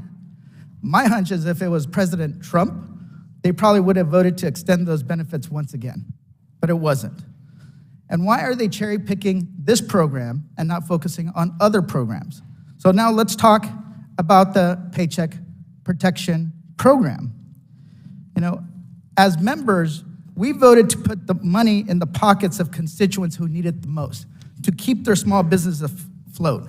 We voted to put money in their pockets, not members of Congress. We have colleagues from Georgia who had $183,504 forgiven. Other Republican members had up to $4.3 million forgiven. Why not focus on this program? That's because if they did, they would have to answer these questions regarding their own businesses, their own loans, and why were those forgiven and not others. So if we want to talk about handouts, we want to talk about fraud, let's talk about it. Let's not cherry pick programs. Let's pick all the programs that were in place during the pandemic. Let's talk about, if we want to do oversight, let's do it. But this isn't about oversight. It's about passing the buck and making one too. So don't be fooled. The American people shouldn't be fooled by them trying to rewrite history and their role and responsibility and the implementation of those programs. I believe they were a good thing. Yes, no program is perfect, but it really did keep afloat the American economy, the American worker, and made sure that we didn't fall into a deep, deep recession. So with that, let's focus, Inspector General, on the PRAC estimates on its website. That we spent it says the PRAC estimates on the website said that we spent roughly $653 billion in pandemic expanded unemployment. However, your website also points out less than a quarter of that could potentially be improper, and less than that was fraud. Can you speak to the fact that a substantial majority of funds did what they were intended to do and keep Americans out of poverty and save lives? Certainly, Congressman. In all of the work we've done and the oversight work, no one has suggested or in any way sought to undermine the importance of these programs. We all can recall what was going on in March of 2020, April of 2020, and the need to assist and help people. The problem has been not that the programs were well-intentioned or valuable. The problem is we've seen substantial amounts of that money not going to the people it was intended to help because of the fraud. We have also had hearings and panels and programs about the scope of the identity fraud, such that, for example, we heard how in the unemployment insurance program, individuals who were intended beneficiaries, sometimes when they went to get benefits, were denied because the state agency thought they were the fraudster, not the person who came first, who was the actual fraudster. And so they struggled to just get the benefits they were entitled to. That's why these programs need to be fixed and addressed, because Congress meant the money to go to the people who really needed it. And that's where we should be putting our efforts. Thank you. With that, I yield back. Chair now recognizes Mr. Biggs. Thank you, Mr. Chairman. Thanks for all of you. I'm sorry I've been in and out doing multiple hearings as we do. It's good to see you again, Mr. Horowitz. Mr. Dodaro, it's good to see you, and welcome to Mr. Smith. So I guess I'm going to try to broad shoot this thing here. Is there any money not expended in any of the COVID relief packages that you're aware of? Yes, there's about, as of November 2022, there's about 157 billion unobligated funds. Okay, unencumbered, unobligated, unspent. Right. Okay, great, thank you. And what is the total amount that you estimate was spent through either fraud, improper payments, or waste in any of those programs? Go ahead, Mr. Horowitz. So, Congressman, it's even at this point too early to give any estimate that's reasonable. What I've said before, and I'll say again, it's clearly in the tens of billions of dollars. It wouldn't surprise me if it exceeds ultimately more than $100 billion, but we have so much work to do. It's why Congress extended the statute of limitations last year to 10 years. We're in year 3. And that's why we need that extension on the unemployment insurance side as well. So we're going to be counting and figuring this out for years to come. We're going to go after every penny we can. We're going to use every tool you give us, but it's going to take time, and we're not there yet.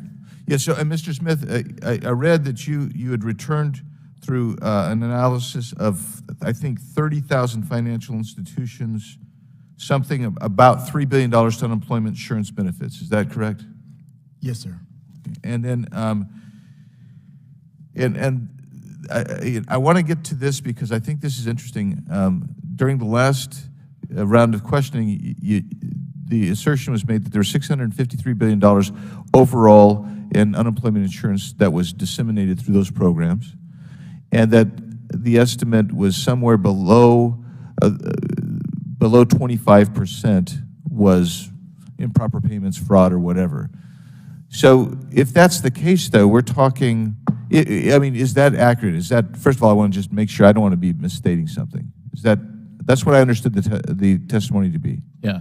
The Department of Labor estimated for 2021 improper payments of $78 billion, which is about an 18.9% rate. And in 2022, it estimated 18.9 billion. That's a 22% improper payment rate. And so those are the estimates of the Department of Labor. Now, it's mostly those estimates are for the regular unemployment benefits. It's not for the Pandemic Unemployment Insurance Fund. So those aren't complete estimates for all the federal spending that was made during the period of time. Okay. Labor Department is now trying to figure out the Pandemic Unemployment Insurance Program. That's the one that went to people who were self-employed or working part-time, or, that was the new program that was created. The other federal programs extended the benefits or added to the benefit during that period of time. Those estimates are covered, and those programs are covered by the estimates, but not the other one, the new one. Doggone, I'm more confused now than ever, but I'm just... yeah. Well, I just want to be clear on exactly what's happened. No, I appreciate that. And, right. and as we go forward, maybe we could get together and just kind of suss out a little bit what that range might look like in totality versus.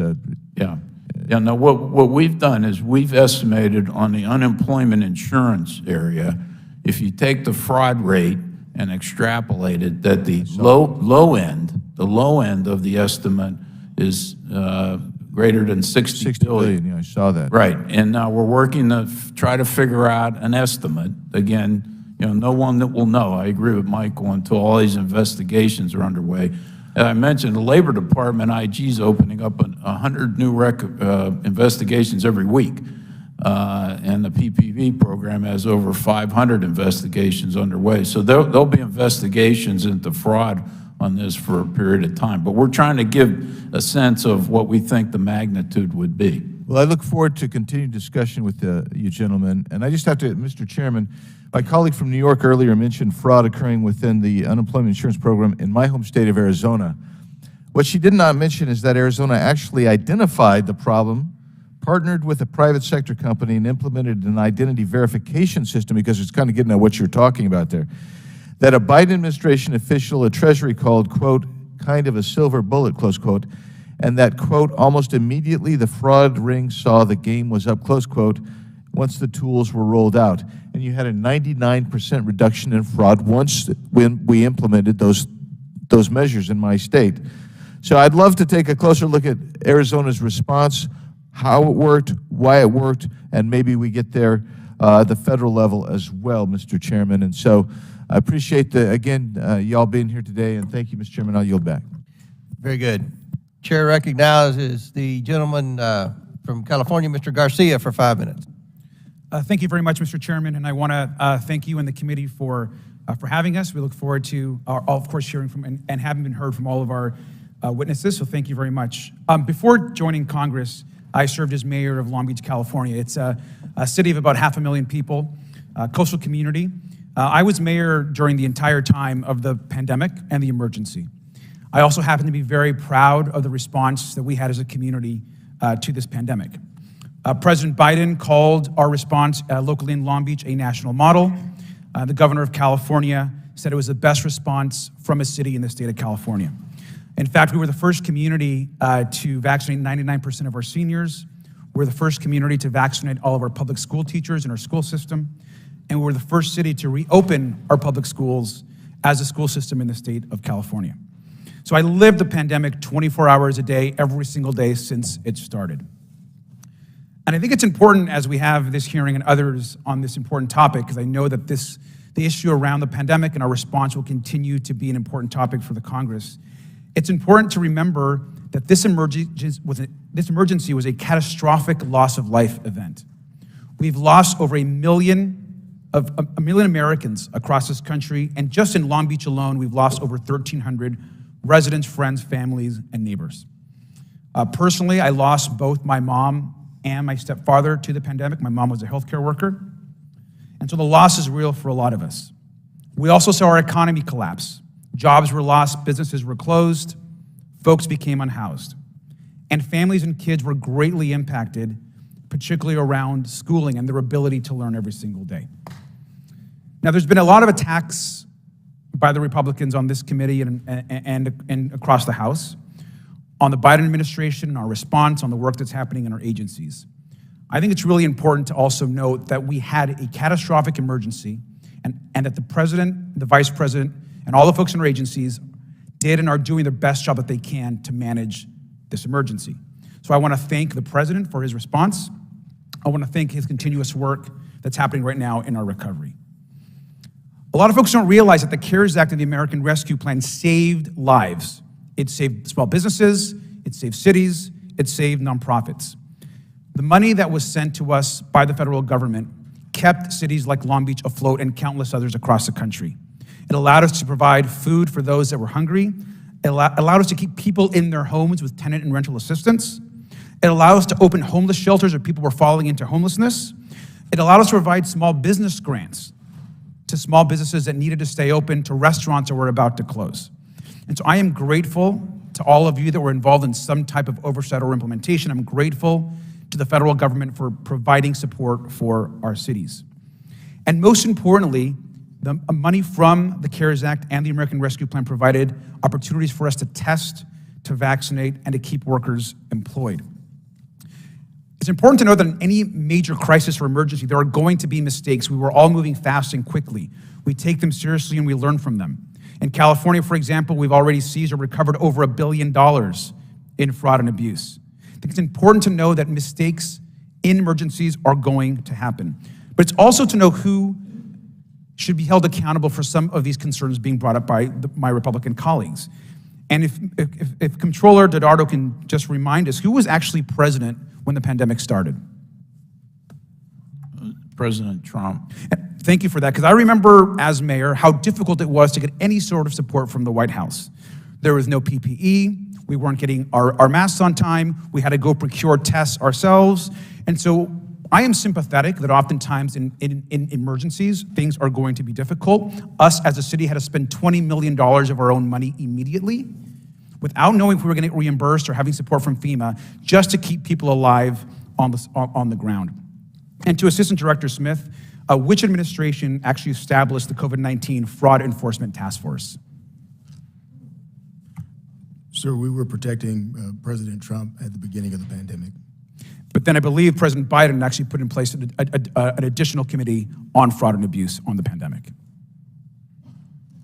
So I say that because there's obviously going to be mistakes made across administrations, but I'm grateful to the Biden-Harris administration today for actually trying to do as best they can to address some of the abuses that are happening.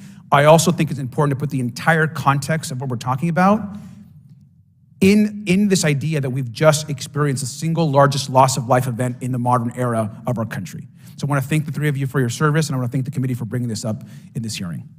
I yield back the rest of my time. Before I recognize the next member, Mr. Dodaro, you said there were $137 billion in unobligated COVID funds that are still. I believe it's 157 billion. 157 billion. Yeah.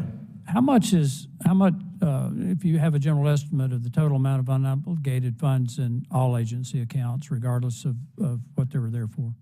Do you have an idea of what's out there? You mean for all federal Yeah, spending? and unobligated funds? I don't have any idea on that right now. I can find out and provide it for the record. I would appreciate it if you'd provide that. It's a big government. Yeah.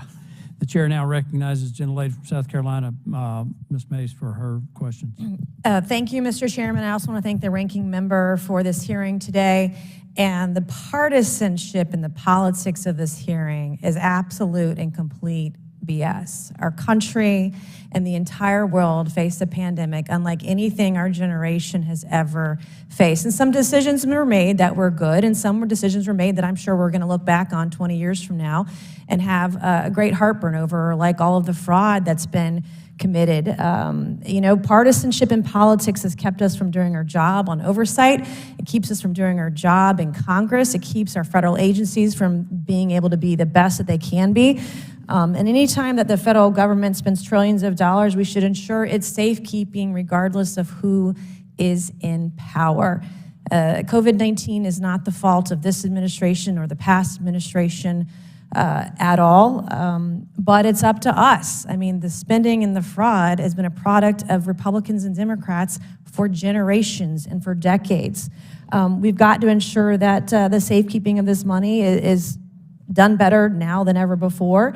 There was guidance from federal agencies on how to allocate these funds. The guidance was vague. It led to potential integrity concerns and opportunities for bad actors seeking to take advantage. And I know that at the time this was rushed and there was an urgency because of the worldwide emergency.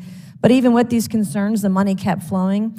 As the last two COVID relief spending bills added to the sum total of $1.15 trillion payments to individuals, just over $1 trillion to unemployment when we literally paid people to stay home. No wonder, none of us should be surprised it was hard to get people out of their homes and back to work.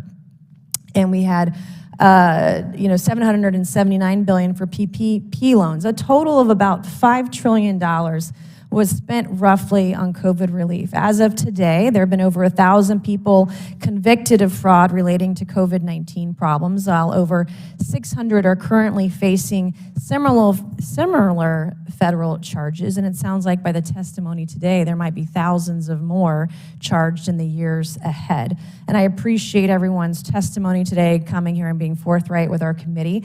Today, I'm encouraged by our leadership on oversight that we will leave no stone unturned to uncover waste, fraud, and abuse plaguing these programs. And the thing that I found, I think, most interesting to me in the testimony today is the data issues that we as a federal government have. You mentioned, Mr. Horowitz, about having to subpoena 50 states for data. And it doesn't matter if we're dealing with immigration, or we're dealing with COVID relief fraud, or we're dealing with background checks on bad guys trying to buy guns. We have a real problem with data integrations, our systems talking to one another, our legacy technology that's being utilized. And if we don't fix it soon, we're just going to be overrun with it. So I appreciate some of the ideas that have been put forth. But one of the things that does intrigue me, and I think it probably intrigues a lot of people, and this is in the few moments that I have left in the committee today, is the use of artificial intelligence in some of this and trying to find the fraud. And of course, now we all know about it since ChatGPT, 1 million users in the first 5 days, and only growing exponentially. And they're not the only ones. I mean, there's GitHub and Copilot and a bunch of others. But I would just, my questions today, and I'll start with you, Mr. Horowitz.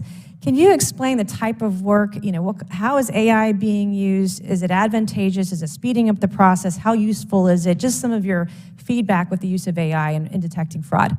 Yeah, and thank you, Congressman. It's a very important question you raise, and I think at the outset people need to be cautious about it. We've also read about some of the cautions in using AI. I know IGs are doing oversight work in that space, GAO is as well, but it can be very helpful, and in fact, it's just a further advancement at some level of the analytics that we're using to try and find issues and anomalies and problems and things we should be following up on. So for example, we used a more primitive form of AI at the outset to try and help the SBA Inspector General, because they were getting in one day 1,000 or more complaints, which was more than they had gotten in the prior year in total. They needed to try and figure out and triage those. What were the highest level, most important ones?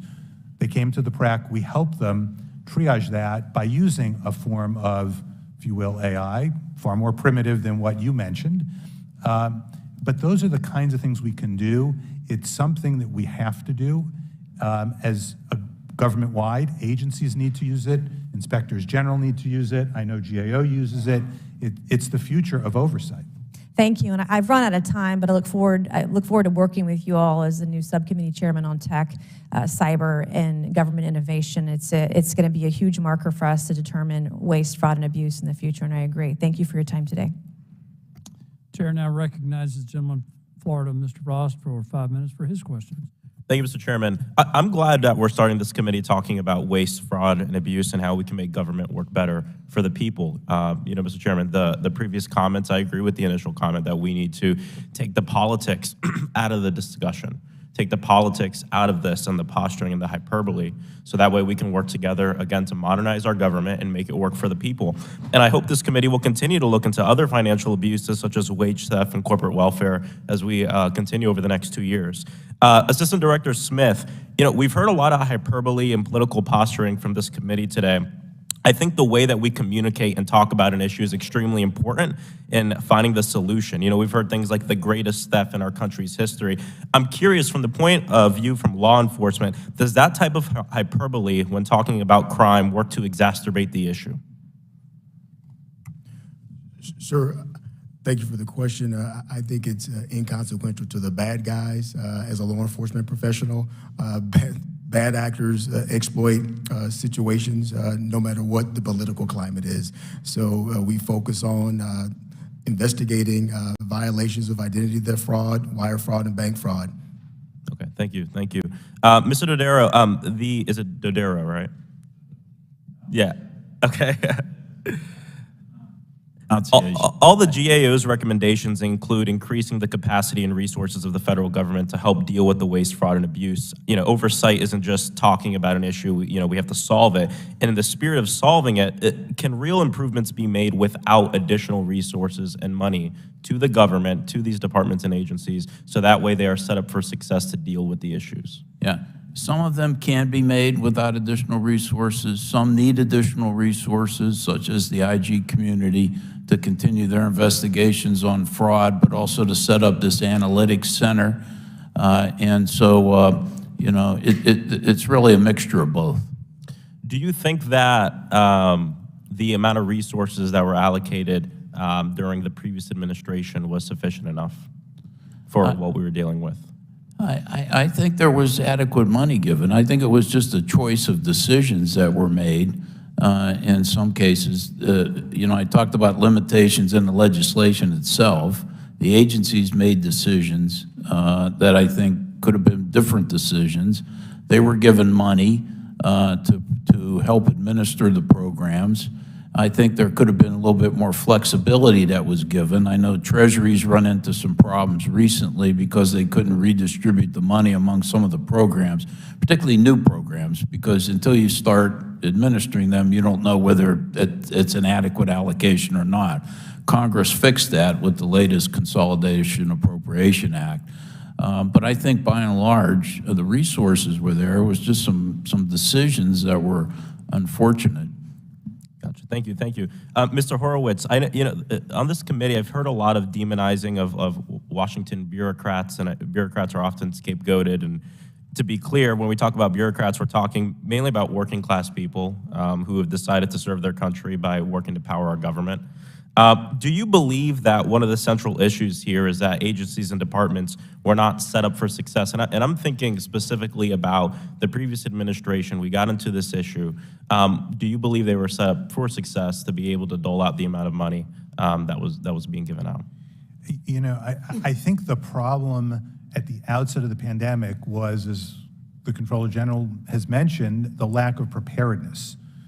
Now, understanding this was a 100-year event with the pandemic, but we have emergencies all the time. We have earthquakes, floods, hurricanes, tornadoes, other disaster relief. It happens regularly, not at the scale perhaps as this did, but we don't take the steps after an event like this or smaller emergency events to fix what's needed. That was the problem. Just to give you a sense of it, the SBA, Small Business Administration, which administered the PPP and EIDL program, the largest amount of money they had ever given out in a loan program prior to the pandemic was $30 billion. They were giving out $50 billion in a day when the pandemic hit. So when you say, were they ready for success? Well, if you go to an agency that has experience giving out $30 billion over a year, and you say, here's $800 billion, get the money out the door, which was the initial PPP program, that's a recipe for a very challenging situation for no matter who's running the agency. Yeah, no, thank you, Mr. Horowitz. Yeah, and I think the point here is I agree. We need to prepare for the future here, whether it's a pandemic or anything else. And I'm looking forward to working with my Republican colleagues on ensuring that we give the adequate resources and know-how to our agencies and departments, so when this happens again, we're prepared for it. Thank you. I yield back. Chair now recognizes the gentleman from Florida, Mr. Donalds, for 5 minutes for his questions. Thank you, Mr. Chairman, and to the witnesses, thank you for being here. It's actually great to have all the witnesses here in person. This is a novel thing in the 118th Congress, so really appreciate your attendance.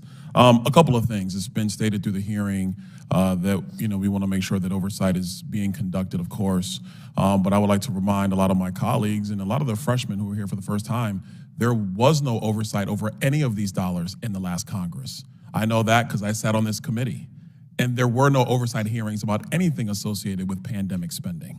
So I'm glad that we're tackling this now, and it's critical because the other thing that's kind of in the news cycle, especially today, tomorrow, be with us for a couple months, is we have hit our debt ceiling. We are out of money, folks. $31.5 trillion. We don't have new money. And so if you're going to take account of having to potentially raise the debt ceiling in the United States of America, you have to take account of how the federal government goes through the process of spending its money, whether through normal times or even through pandemic times. Mr. Chairman, I want to submit for the record an article by Politico. The title of the article is Biden Administration Reroutes Billions in Emergency Stockpile COVID Funds to the Border Crunch. That's the article.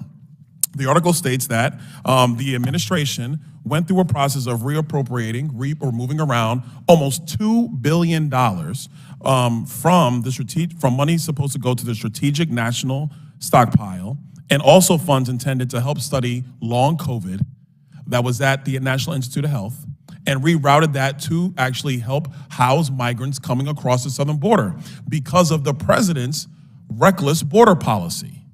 So, Mr. Dodaro, are you aware of this reshuffling of dollars from the pandemic emergency to the southern border, in my view, failed strategy of the president? Yes. And Mr. Dodaro, when the president made this rerouting, what were some of the uses of funds that it was used for at the southern border? I don't have that information right now. I'm aware of the situation, what happened, but I don't know, the details. Okay. Well, one of the things that I will request from you and your office is, could you provide the committee those details? Because it's going to be important for the Oversight Committee to understand that when money was shuffled from pandemic response to border policy, which, by the way, was just a unilateral policy shift at the beginning of the Biden administration, that could have put American citizens at risk during the pandemic. And the reason why this is illustrative is because if we go down the line of setting precedents on how funding is going to be used, we should have an idea of what administrations have done in the past. So I think this is actually very critical information. One other point, there is money that came through the American Rescue Plan, the $1.9 trillion quote-unquote COVID bailout of the American economy. I say quote-unquote because it really didn't work. But a bunch of that money is actually supposed to go to state and local governments, including to school districts through ESSER funds. Now, Mr. Dodaro, there is another tranche of this money that is slated to go out. This goes to the previous question by Mr. Palmer about obligated funds somewhere to the tune of $500 billion that is slated to go out. And the president has now said that he's going to end the COVID emergency effective May 11th. If the COVID emergency ends effective May 11th, what is going to happen with these ESSER funds that are obligated but have not yet been transmitted? I'll have our attorneys take a look at that to make sure, because we have appropriation law attorneys that provide assistance. But I think, I'm not sure it's tied, the funding's tied to the National Emergency Declaration in terms of what's been appropriated already. And I know some of the funds are available for use up to 2026, some up to 2030. So I don't know if the termination of the national emergency would trump what is already in the legislation in terms of how available those funds are made. But I'll have our attorneys take a look at it. My guess would be that the appropriation would be the governing factor for the uses of those funds in the future, that they would still be available. But I don't know for sure. I'll double check on that. There are some funding things, particularly in Medicaid, for example, that would have to be changed that are tied to the National Emergency Declaration. Agreed. Medicaid is one of those things that is tied to the national emergency. I would just proffer for the committee that if we're going to go down this road of having to find a way to raise our debt ceiling, one of the things we should do is we should end letting money go out the door that was tied to the pandemic. That is now essentially over. With that, I yield back. Chair now recognizes the gentlelady from Vermont, Ms. Balint, for 5 minutes for her questions. Thank you, Mr. Chair, and good afternoon all. Thank you for being here. I'm sitting here as a new member of Congress, but I'm also sitting here as a former leader of my state Senate in Vermont, and was on essentially our state's front lines in dealing with the pandemic emergency, much like my colleague, Mr. Garcia. And I want to be clear that we all want to reduce improper payments. I think that is clear. I don't know some of my colleagues on the Republican side, but I think we all can agree that that is a goal, because it's the people's money.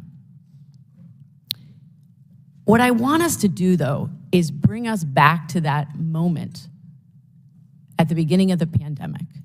It's a moment that I remember so clearly. I had thousands and thousands of Vermonters calling my office, calling the office of all of my colleagues, Republicans and Democrats, to say, we're desperate. We're desperate. We can't pay our bills. We don't have money for food. We can't pay our rental payments.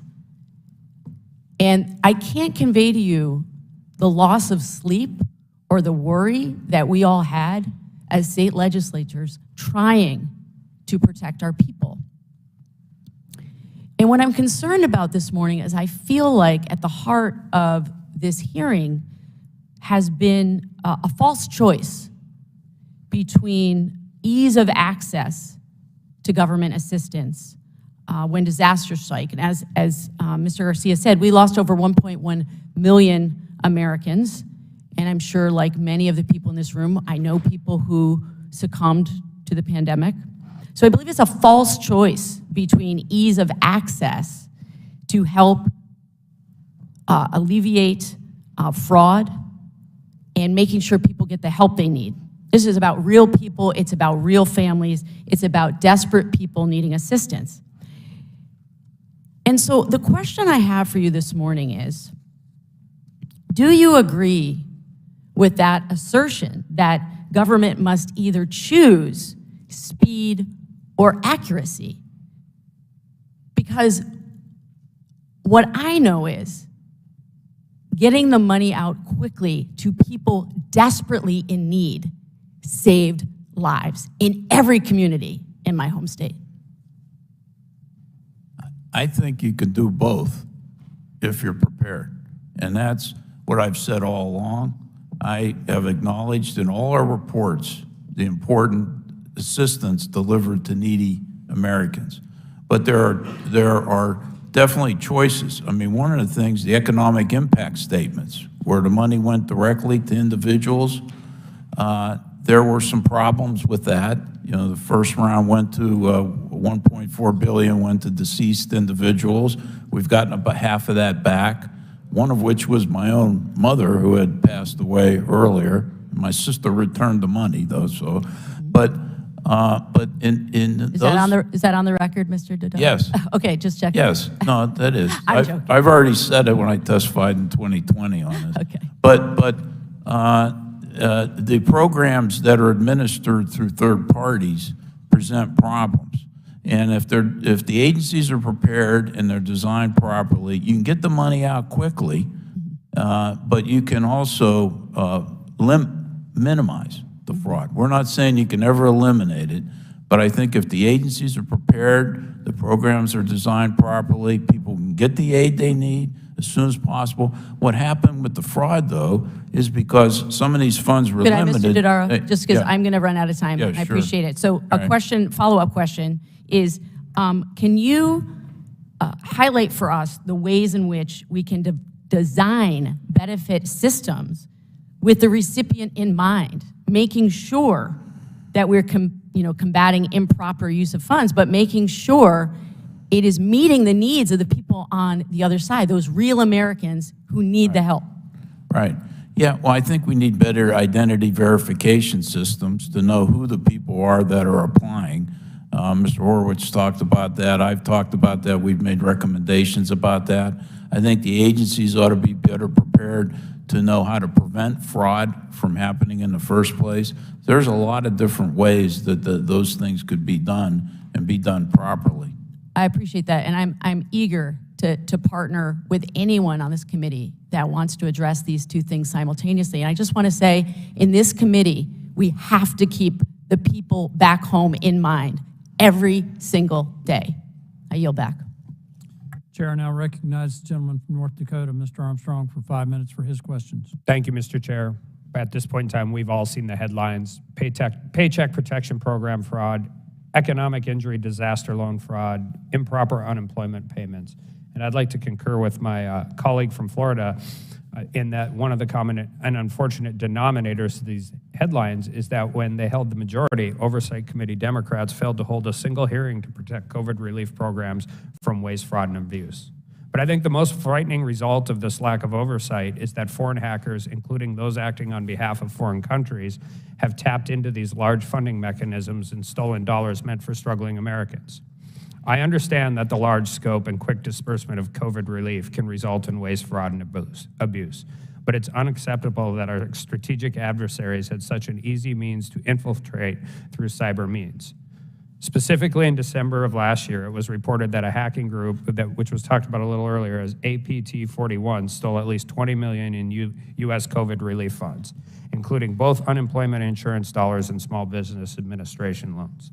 By the time the COVID relief funds became a target of opportunity, APT41 had been in existence for about 10 years and had become the workhorse of cyber espionage activities for the Chinese Communist Party. The hackers are believed to be connected very closely to the government, and they allegedly act on orders directly from China's Ministry of State Security. While there are many bad actors targeting government programs, this is allegedly the first strategic faux state-sponsored cyber threat of the U.S. COVID benefit funds. Assistant Director Smith, earlier you answered that the Secret Service is unsure if APT41 was directly ordered by the Chinese government to target U.S. COVID relief funds. When do you think the Secret Service expects to have resolution on if the hackers acted on their own accord or by government direction? Sir, sometimes in the context of a criminal investigation, those answers never get reconciled.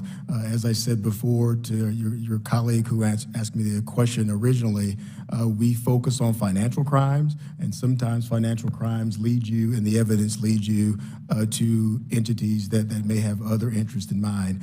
Again, if that happens, we employ our partners at the Department of Justice who may also have some additional angles into how they're looking at particular groups. And just generally speaking, whether they were working directly for them or not, I mean, the Chinese Communist Party knows of their existence, right? I can attest to what their knowledge is or not. Reports have stated that Secret Service recovered nearly half of the $20 million stolen by the APT41 hackers. I'm assuming you're continuing that investigation. Yes, sir.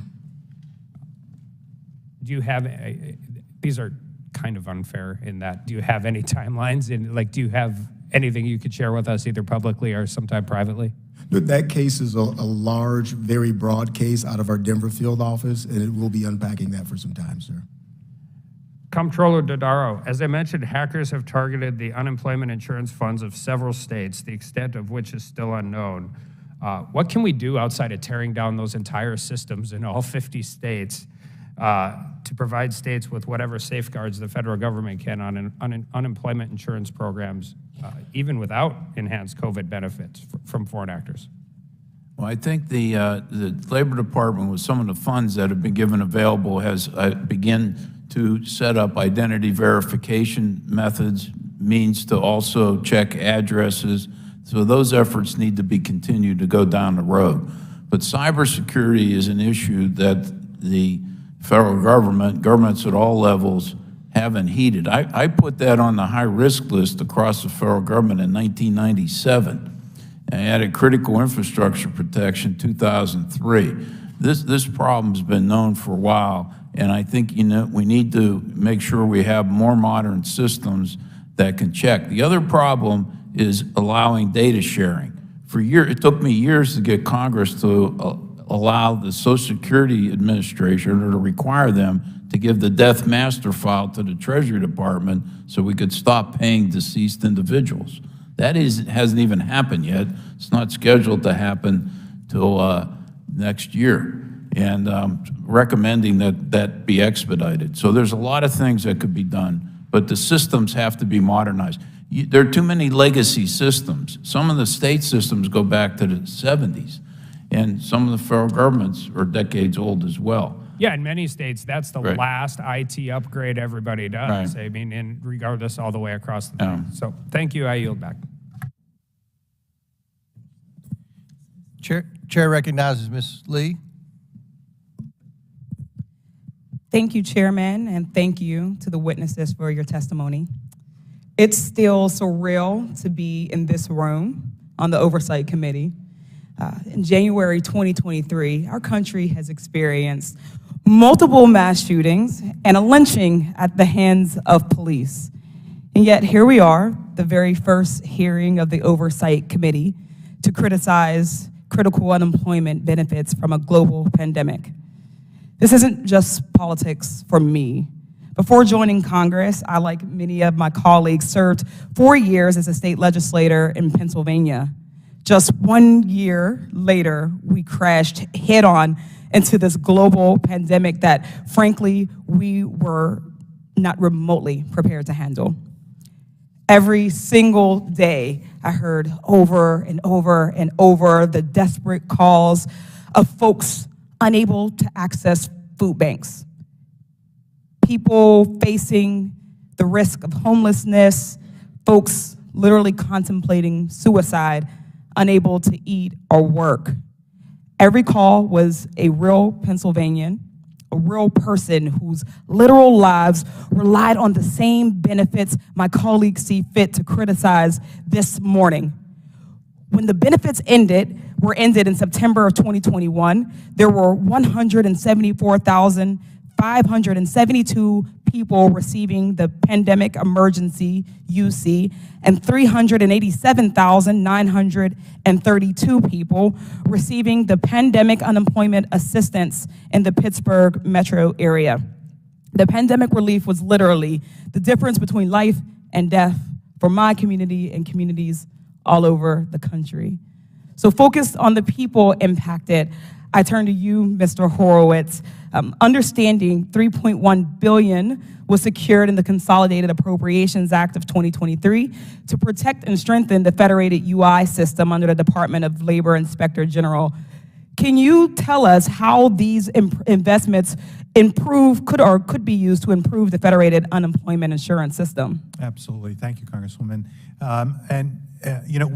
We held hearings about the value of the unemployment insurance program and other programs to help communities, as you said, but also heard about the challenges that communities had to get the money in the right place.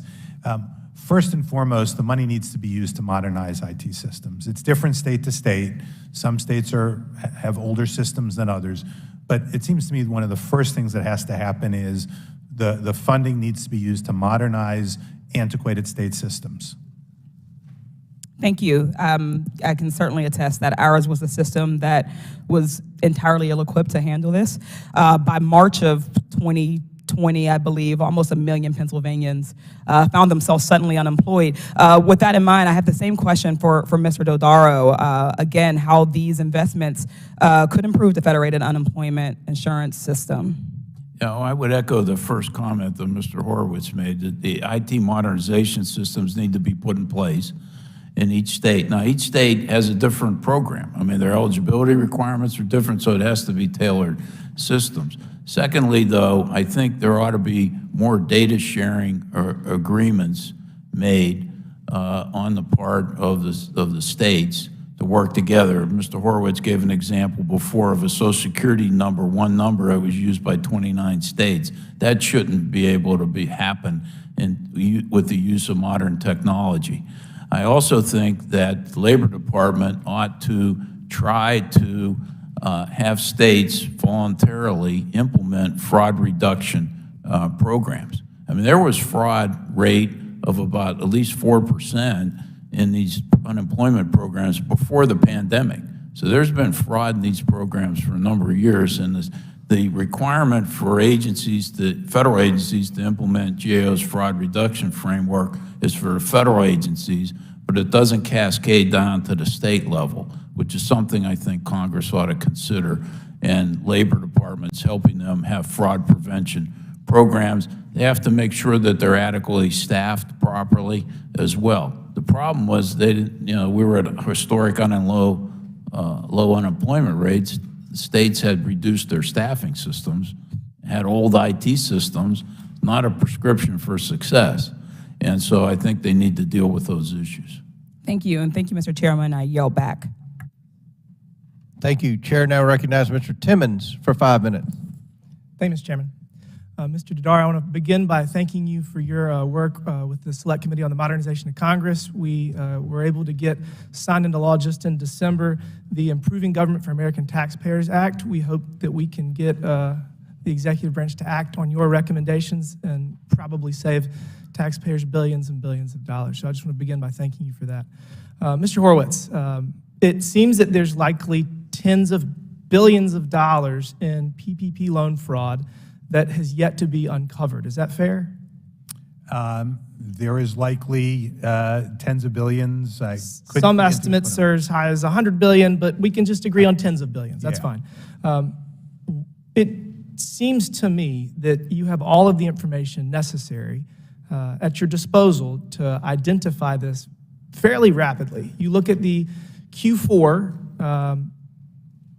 you get the business tax ID number, and you compare the Q4 withholdings for W-2 employees versus the amount of the PPP loan, and then the Q2 and Q3 of 2020 withholdings. And there should be an algorithm or some sort of a proportionality between those different numbers. So that should be some sort of a report that you can run, and then you can just start arresting people. Is that not how this should happen?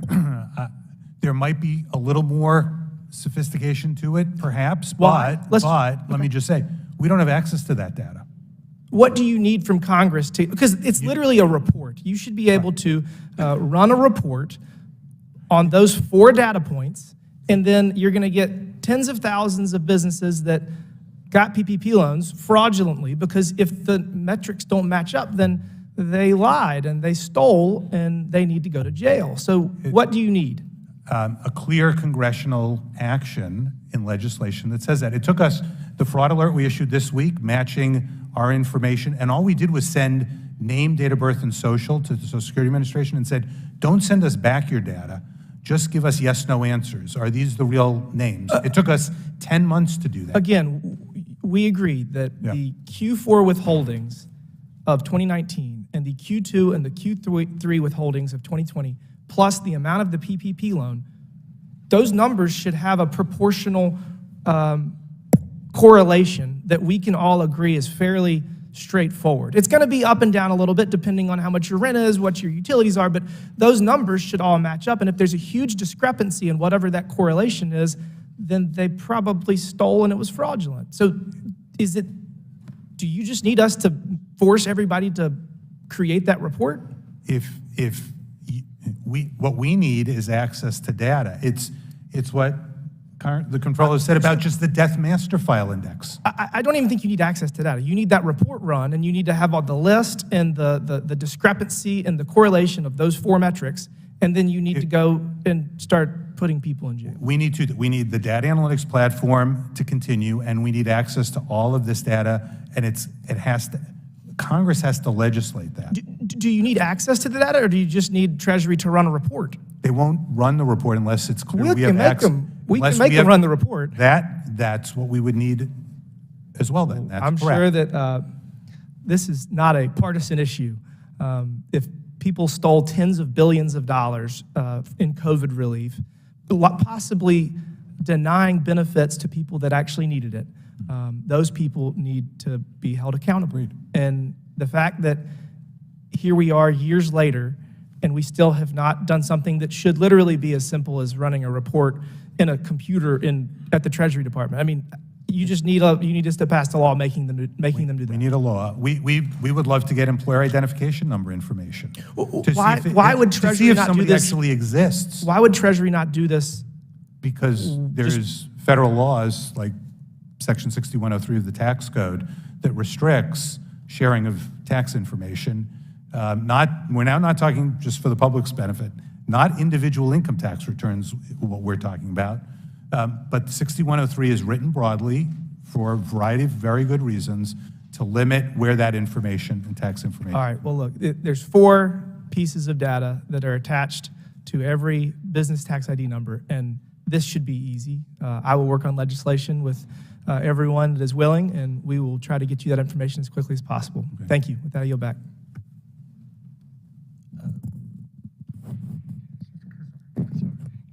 Chair recognizes Mr. Kassar for 5 minutes. Thank you, Chairman, and thank you, Ranking Member.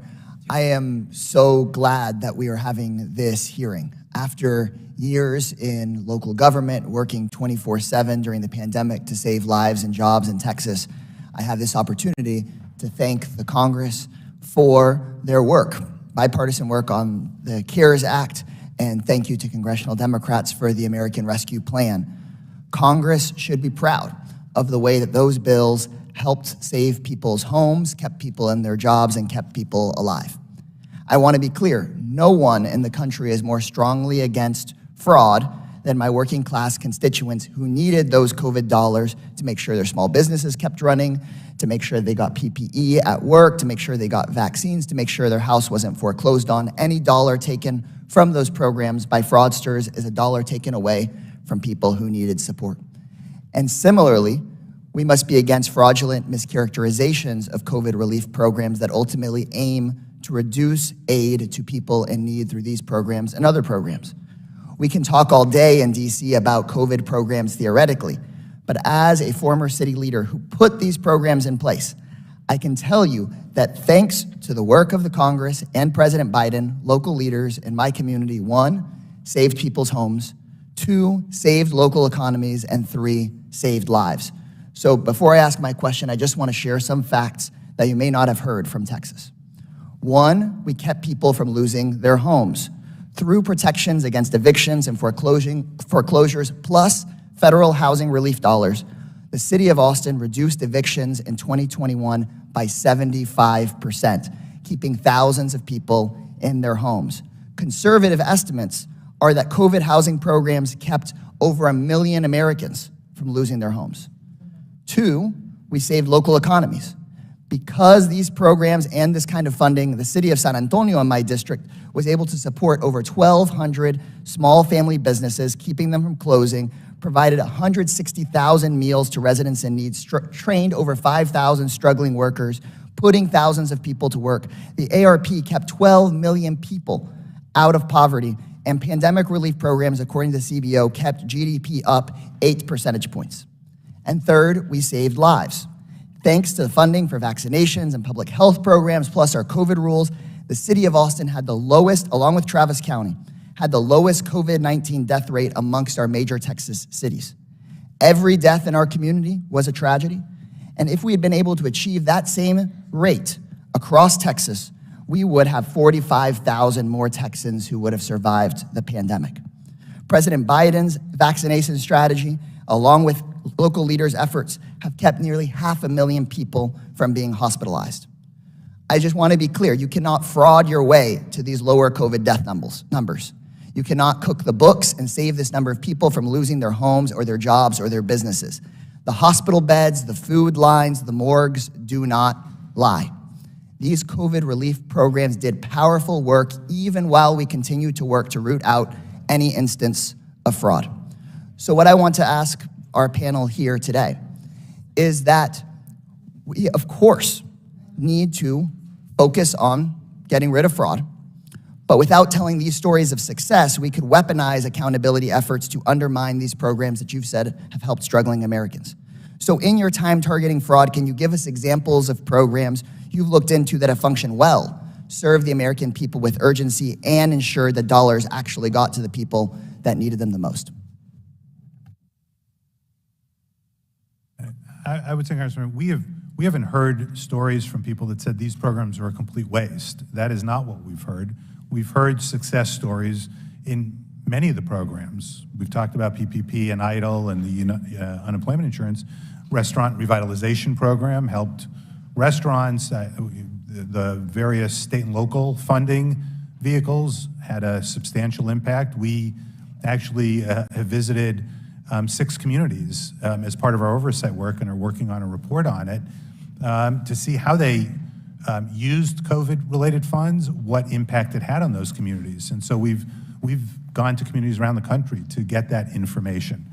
The challenge has been making sure that large percentages of that money went to the people it was intended for and went to the communities it was intended to help.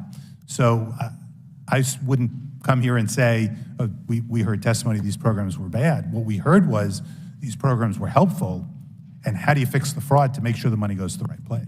Thank you for that. Of course, helping folks out in a mile-long food line, those folks aren't there committing fraud, but what we're trying to do here is make sure that we recover dollars that weren't getting to those folks. Yeah, no, I agree with what Michael has said, but I'd also add, Operation Warp Speed, I thought was a very effective program. We were able, working with the private sector and government, to develop the vaccines in a record time. Normally it would take 10 to 15 years to develop a vaccine, but Operation Warp Speed worked, I think, extraordinarily well. The programs that provided funding to help support healthcare workers, providers was very effective as well. But all these programs had some level of effectiveness, but it could have been even more effective, is what we were saying. If all the money that was allocated was used properly, you could have maybe saved more people, help more people out. And that's our goal. Thank you. I think it's our goal as well. I yield back. Gentlemen, time's expired. The chair recognizes Ms. McLean for 5 minutes. Thank you, Mr. Chairman. And thank you all for being here today. I appreciate it. A little bit of background is I come from the financial services background. And I really want to focus on the waste, the fraud, and abuse, and really to represent the American people. In my background, if I were to defraud a client, probably two things would happen. One, I'd have to pay the money back. And two, I'd probably do a little time for that. and rightly so. So I want to really focus on what are the consequences and what are the penalties, and then what is the relationship, because if I understand it correctly, it's your job, Mr. Smith, to kind of make a preliminary case and then hand it over to the DOJ. Am I directionally correct on my understanding? Yes, sir. Okay. Yes, ma'am. Yes, ma'am. So in your testimony, you mentioned that the department has recovered over $1 billion, which I think is a good start. However, we still have $500 billion in potential fraud out there that we've just identified, and who knows, there might be more. So I'm curious as how many pandemic fraud cases your office has actually referred to the DOJ. Do you know that? So to give you some background, we've opened over 5,000 cases since March of 2020. We obviously follow the evidence, and once we feel like there's once we feel like there's investigative merit, we take those cases to the Department of Justice, U.S. Attorney's offices, and those U.S. Attorney's offices look at those cases and the prosecutorial merit of those, along with other federal law enforcement entities, because it's not just the Secret Service, but other federal law enforcement entities who are bringing pandemic-related cases as well. So they have to deconflict and prioritize. So let's stick with that theme, because I'm trying to get some answers. So you have over 5,000 cases. How many of those have you referred to the DOJ? When we Give or take. When we open a case, once we feel like there's enough evidence to move forward from a prosecutorial judicial standpoint, we present that case to the U.S. Attorney's Office. I don't have the breakdown of how many were presented yet. I can get that number back to you, though. If you could, directionally, do you have an idea? When we open a case, is it a 90% accept rate? Is it a 20%? Well, accept rate is actually different than presentation rate, because when we open a case, the intent is to eventually present it to the U.S. Attorney's Office. Right. So I'm trying to make the correlation to you commit a crime, there is a consequence.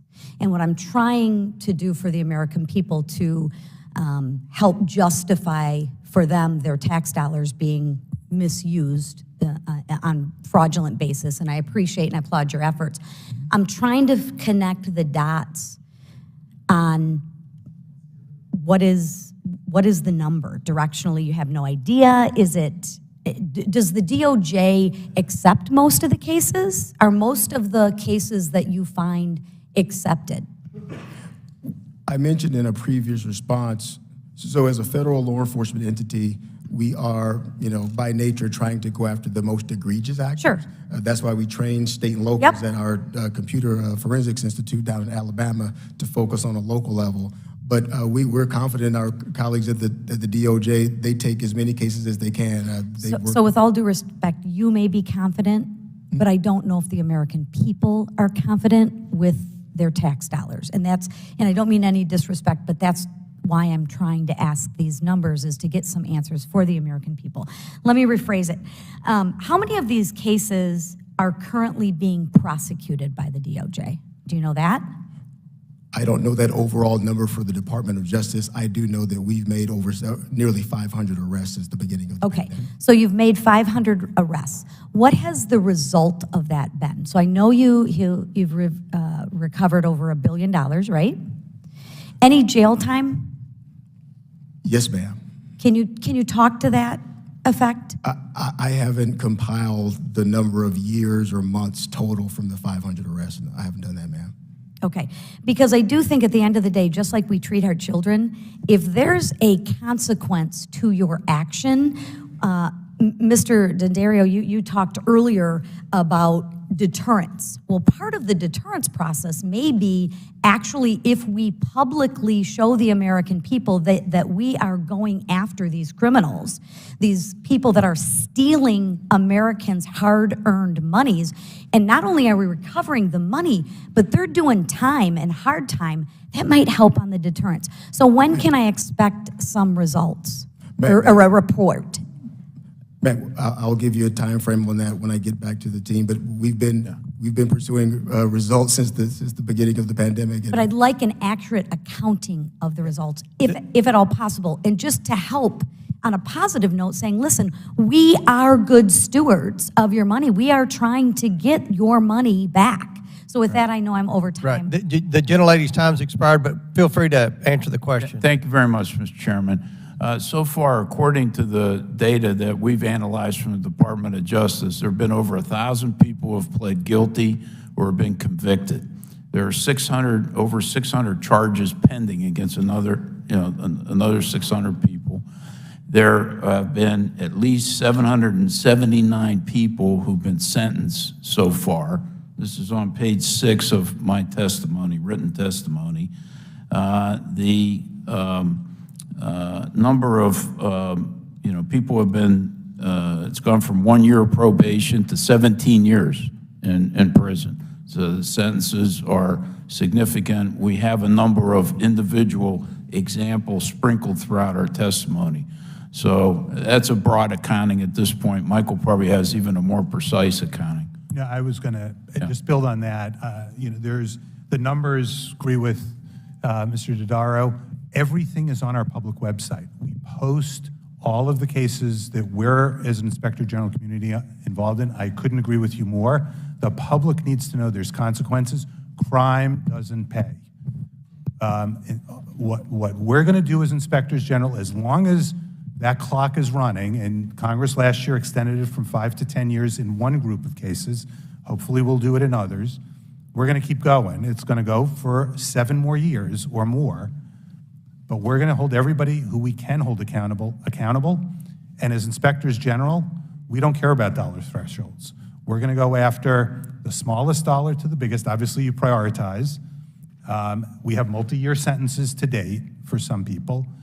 No one should think they got to get out of jail free card. But one of the things that can help, because we're not only talking about fraud, we're talking about improper payments, right, and recovering money. And so that's where one of the things I mentioned earlier, the Program Fraud Civil Remedies Act, it is a administrative way we can get money back. It's not criminal, but the taxpayers know we're getting the money back. Right now, the threshold to use it is $150,000. We want to raise it to $1 million so that we can go after that. Thank you. Chair recognizes Mr. Crockett. Thank you, Mr. Chair. I've changed my question a little bit, so I'm going to go to my roots over here. As a criminal defense attorney, a lot of times I would voir dire a jury, and one of the questions that I would ask is it better to convict an innocent person or to let a guilty one go free?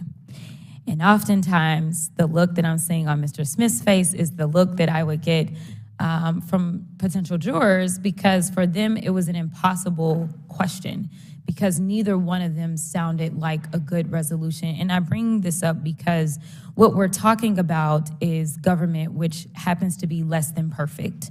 we are also talking about a once-in-a-lifetime pandemic. And so what I want to better understand is I want us to be real. I feel like in this hearing, we've talked a lot as if we can erode all bad guys, make criminals disappear. I believe in the opening remarks from Mr.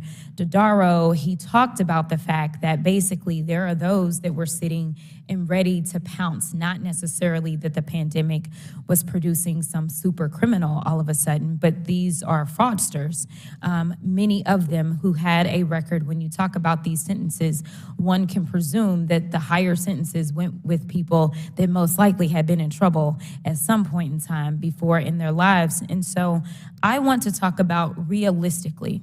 And I do want to, let me first begin by saying I applaud the efforts that all of you have made in your respective areas to make sure that we are doing our part. But I think that what we're losing sight of is we're losing sight of the fact that we save lives. And there were people that were in desperate need. And when we talk about our economy and the fact that we're still struggling to recover from the pandemic, we minimized some of that. This was a mitigation exercise that Congress had.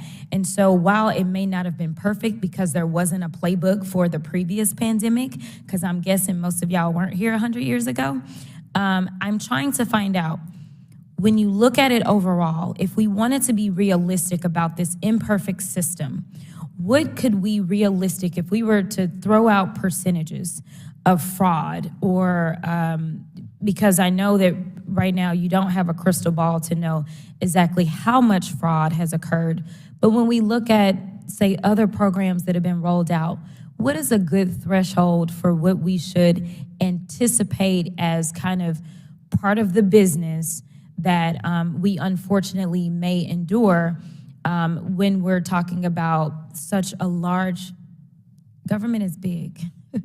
And so it's definitely not perfect. There's a lot of people in it. What are we talking about realistically, and how far off of that mark were we when we look at these types of circumstances? And it doesn't matter who answers. Yeah, Congressman, it's an excellent question, and I don't have any precise number I can tell you.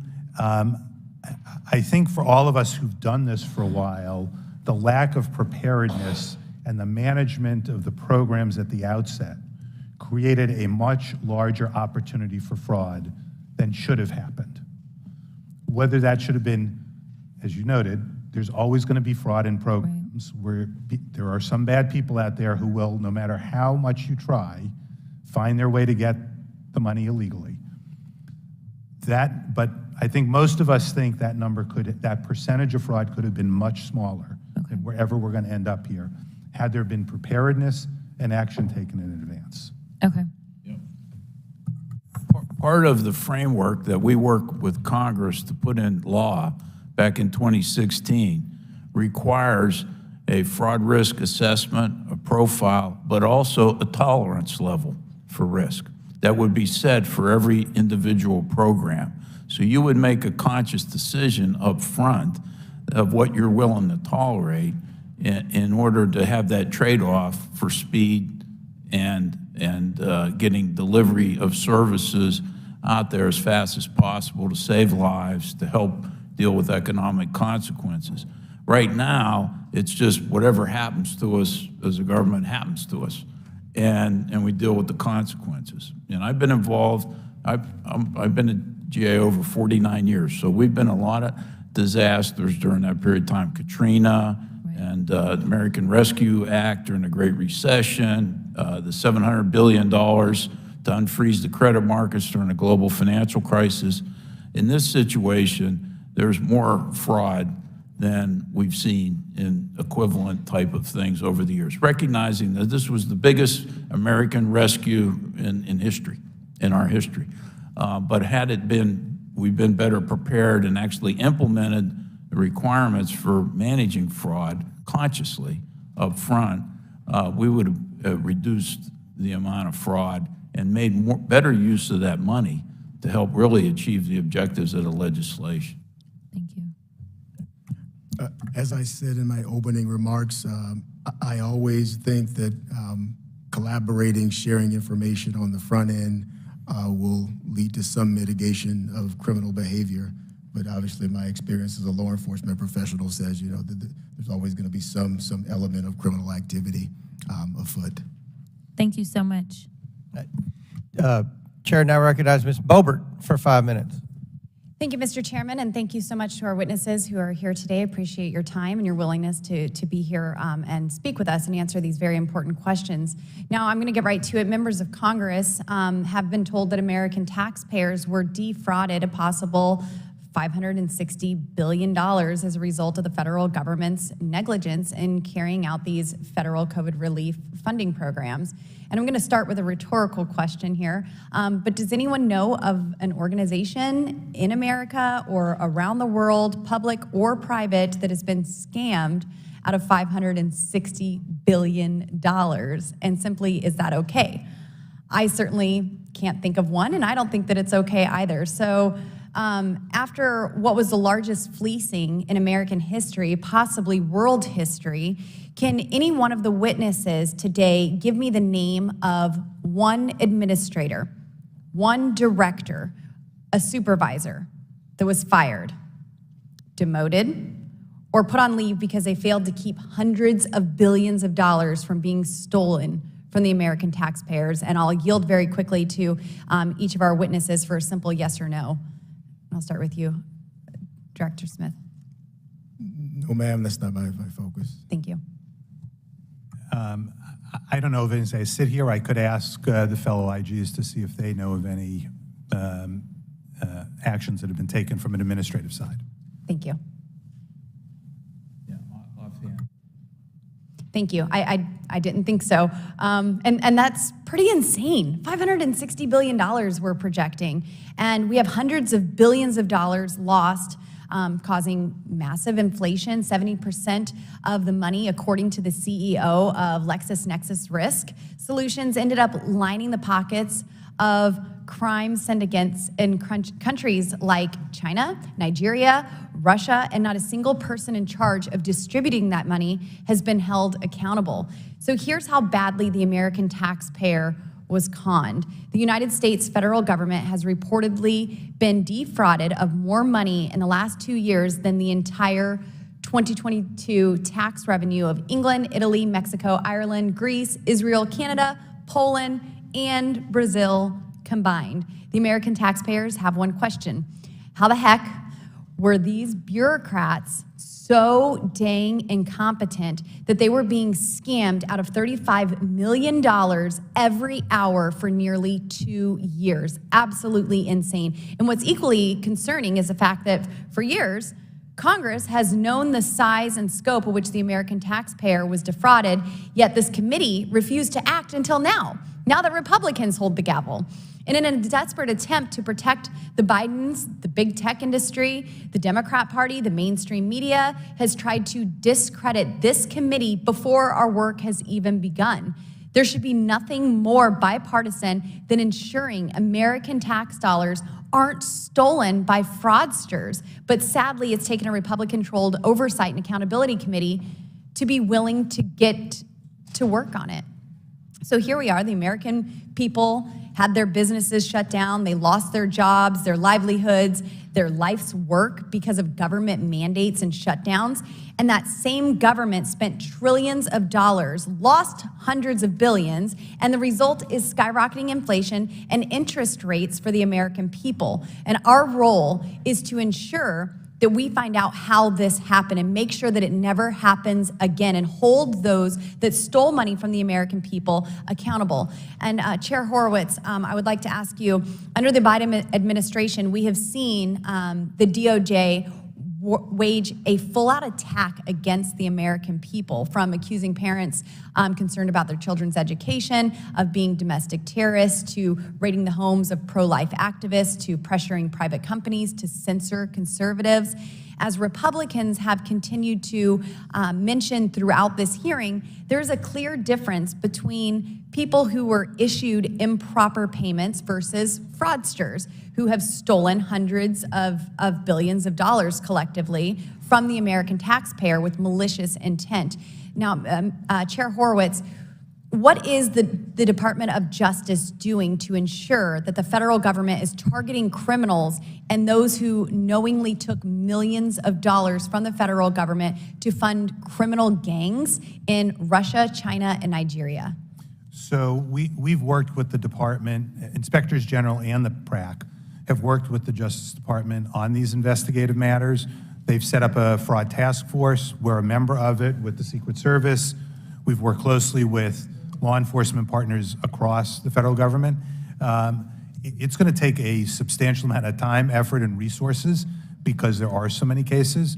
We have that partnership working right now. We're going to continue to refer cases to them, and they're going to have to make assessments on which cases to bring criminally. We're also working with them on the improper payment side with the civil lawyers as well, because again, we want to get the money back for the taxpayers. Yes, thank you, Mr. Chair. I yield back. Thank you. Chair recognizes Mr. Goldman for 5 minutes. Thank you, Mr. Chairman, and thank you to our witnesses for your service and being here today. After that effort to blame the victim for fraud by bad actors, let's first go back to the undisputed premise that the money appropriated by Congress, including by nearly all of my Republican colleagues on the other side during the past two Congresses, was both life-saving and economic saving as we faced the worst pandemic in our history. Now, as a prosecutor, I prosecuted rampant mortgage fraud that resulted from the subprime mortgage crisis, and we know there was significant fraud arising out of the TARP program following the 2008 financial crash. But I was shocked to learn in preparing for this hearing that many of the COVID benefits, or at least some of them, were available based on a self-certification process. Am I correct, Mr. Horowitz, that means that individuals could receive COVID relief funds simply by certifying their eligibility without any independent review? That's correct. Now, would you agree, Mr. Horowitz, as also a former federal prosecutor and current IG of DOJ, that a self-certification process is a recipe for fraud? Absolutely. I read your opening statement closely, and I appreciate very much your call for more resources for data and data analysis, which, in my experience, is the most effective way of rooting out identity theft, unquestionably the biggest cause of COVID fraud as well as most other frauds. Mr. Horowitz, in your view, has the Department of Justice received enough money to prosecute fraud related to COVID relief funds to the very fullest extent? I think that's going to be a question over time because they are ramping up dramatically as we are and as Secret Services and others. They will need additional resources, particularly this year and in the coming years, to deal with what I think will be a continued, substantial number of cases. So you would certainly agree that the department would benefit from more funds for COVID relief fraud? I believe they will need that this year and then the years to come. I want to ask you to switch your hats now back to the Inspector General for the Department of Justice. And I'm going to direct your attention to a recent New York Times article entitled "How Barr's Quest to Find Flaws in the Russia Inquiry Unraveled," which is dated January 26, 2023. Did you read this lengthy article last week, Mr. Horowitz? I did read it. Okay. Mr. Chairman, I ask for unanimous consent to introduce this article into the record. Without objection, so ordered. Now, this article is based on a months-long investigation by the Times exposing a tremendous amount of waste and abuse, but no fraud, by Special Counsel John Durham, who was assigned by former AG Bill Barr to investigate the origins of the Russia investigation under a false conspiracy theory. Mr. Horowitz, you released a report on that exact topic, didn't you? We released our report about the handling of Crossfire Hurricane and the FISA matter in December 2019. And Crossfire Hurricane, just to be clear, became the Special Counsel Mueller's investigation, right? It was the what's been referred to colloquially as the Russia investigation. Right. And you concluded that the initiation of a full Russia investigation by the FBI was legitimate and supported by the evidence. Is that correct? I would want to go back and find the exact words I used in that report, but we determined we did not find evidence of inappropriate decision-making in that regard. But again, I'd want to use the precise language I used in that report. It is public. It's on our website. Okay. And you referred one case to Special Counsel Durham, correct? That's correct. An attorney, Mr. Kleinsmith, who we found had altered a document. And he pled guilty. And other than that case, do you know how many cases Mr. Durham charged? As to what's public, I have no idea if there's anything under seal. I'm assuming not, but I don't know the answer to that. There are 2 public cases beyond that. And how many convictions did he get? Other than the Kleinsmith case, the other cases were the juries found the individuals not guilty. Mr. Horowitz, last night, Congressman Ted Lieu and I sent you a letter requesting that you conduct an investigation into Special Counsel Durham's investigation to see if Mr. Barr or Mr. Durham violated any department policies, regulations, or law. Have you reviewed this letter yet? I was not aware that you had sent that until you just showed it to me, but I certainly will read it and review it. Mr. Chair, I'd ask for unanimous consent to offer into the record, and could I just... Without objection, the gentleman's time's expired. Mr. Horowitz, can you just commit to right now? Gentleman's time's expired. This we letter appreciate the questions on COVID and appreciate the passion for investigations. We'll get to that in the next few weeks, but thank you for the questions. Chair now recognizes Mr. Fry for 5 minutes. First, Mr. Chairman, thank you for holding this hearing today. Thank you to the witnesses for being here. I'm going to highlight an example of COVID fraud in my very own district. Just last year, 2 members of a Myrtle Beach family were sentenced in federal prison and a third to probation for their roles in a scheme to defraud the government out of more than $500,000 through a series of fake tax returns and stealing stimulus checks sent to other Americans under the CARES Act. While many people are struggling to make ends meet during the pandemic, these criminals went on a shopping spree with money stolen from the American people. You know, while I'm a member of Congress, I'm also a resident of that district. This is in my very own community. So I want to thank you, Chairman, for holding this, because this also touches home as it does for many Americans. I would imagine, Mr. Smith, that this is by no means the only place that this is happening. Can you talk about or touch on similar instances that are occurring around the country from a factual standpoint?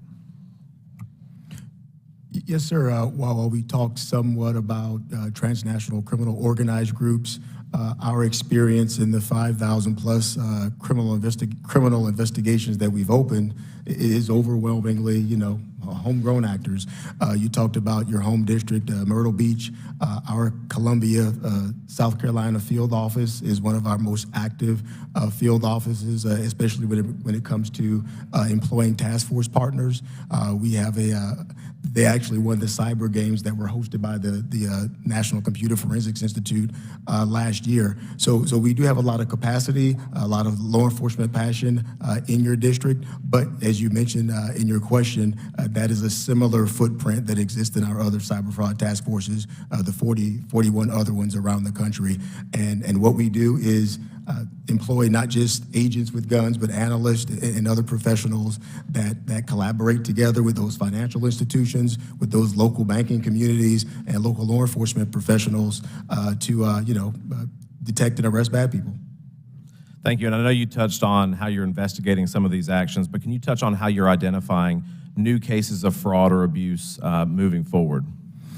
So early in the pandemic, as I mentioned in my opening, we partnered with the Department of Labor, OIG, and SBA OIG, and we signed MOUs, memorandums of understanding, wherein we shared information, shared anomalies, shared indicators of compromise that lead us to bad actors. I mentioned earlier how we talk to a lot of money mules.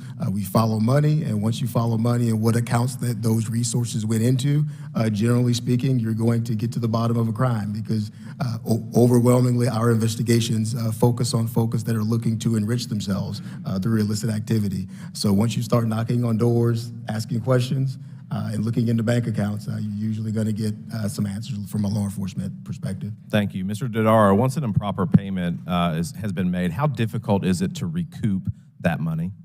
Well, it's important to recognize that the improper payment estimates are estimates and projected. But when they are found, it's always difficult to recover the money. I think in the last 2 years, there have been improper payments of over $200 billion. Recoveries have been about 23 billion. So 10, 12%-ish? Yeah. How would you agree that, I mean, in this instance, would you agree that improper payments are not always recoverable? I mean, you're going to run into a brick wall. Yeah, absolutely. And you're going to have the same issue with fraud. Out of all the improper payments that have been made, and I know you've collected $23 billion back, how much can we realistically expect to recover? That's been about the consistent number that I've seen over time. The main thing I've been trying to do, and convince Congress to have some legislation to do this, and oversight, is to stop the improper payments in the first place. The same with fraud. Unless you prevent this from happening, the prospects of recovering this money over a period of time are pretty slim based on historical evidence. And I'm going to ask this to you and the director, my final question. Is it possible, from a strategy standpoint, to enlist the help of states, either incentivizing it or whatever, to broaden that perspective? Is that a decent policy initiative to look into? Absolutely. I've been trying to convince each administration I've worked with to use the state auditors more effectively in that area. Medicaid program in particular. Medicaid program alone in the last 2 years has had $98 billion and $80 billion in improper payments. State auditors could help greatly. State auditors could help in the unemployment insurance area, and auditing. The federal government ought to support state auditors, and they can use them to hold people more accountable for third-party deliveries. Thank you. I yield back. Chair recognizes Mr. Moskowitz for 5 minutes. Mr. Chairman, thank you. And thank you for holding this hearing today on pandemic response, waste, fraud, and abuse. I think we can agree on a bipartisan basis that, of course, we want to find out about waste, fraud, and abuse, because in the emergency management business, one of the things we do after a disaster is we do after-action reviews, and we look at what went right and what went wrong to not repeat those same mistakes. And so, when the country began, we're facing an unprecedented whole-of-country crisis, the first 50-state disaster in American history. Every state had a disaster declaration at the same time. The Trump administration was ill-prepared, and in fact, several times wanted the states to take the lead instead of the federal government, specifically when it came to PPE. And so we've heard a lot about fraud and abuse today. I want to focus on the waste. It's not as sexy as fraud and abuse, but the amount of waste that happened during the pandemic, especially in the PPE space, is something that I want to discuss.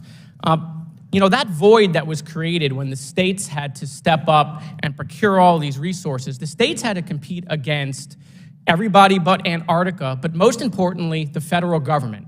And while the federal government was raising prices, companies were price gouging the federal government, while the federal government was not following their own procurement. In fact, $18 billion was spent by the Trump administration procuring these goods.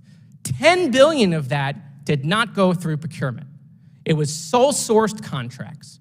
And so one of the things I want to talk about as the former director of emergency management for the state of Florida for Governor DeSantis is, did the Inspector General's office, and this question is for you, Mr. Horowitz, did the Inspector General's office ever look at anyone within the inner circle at the White House on whether they were involved in specifically selecting vendors and negotiating pricing for PPE?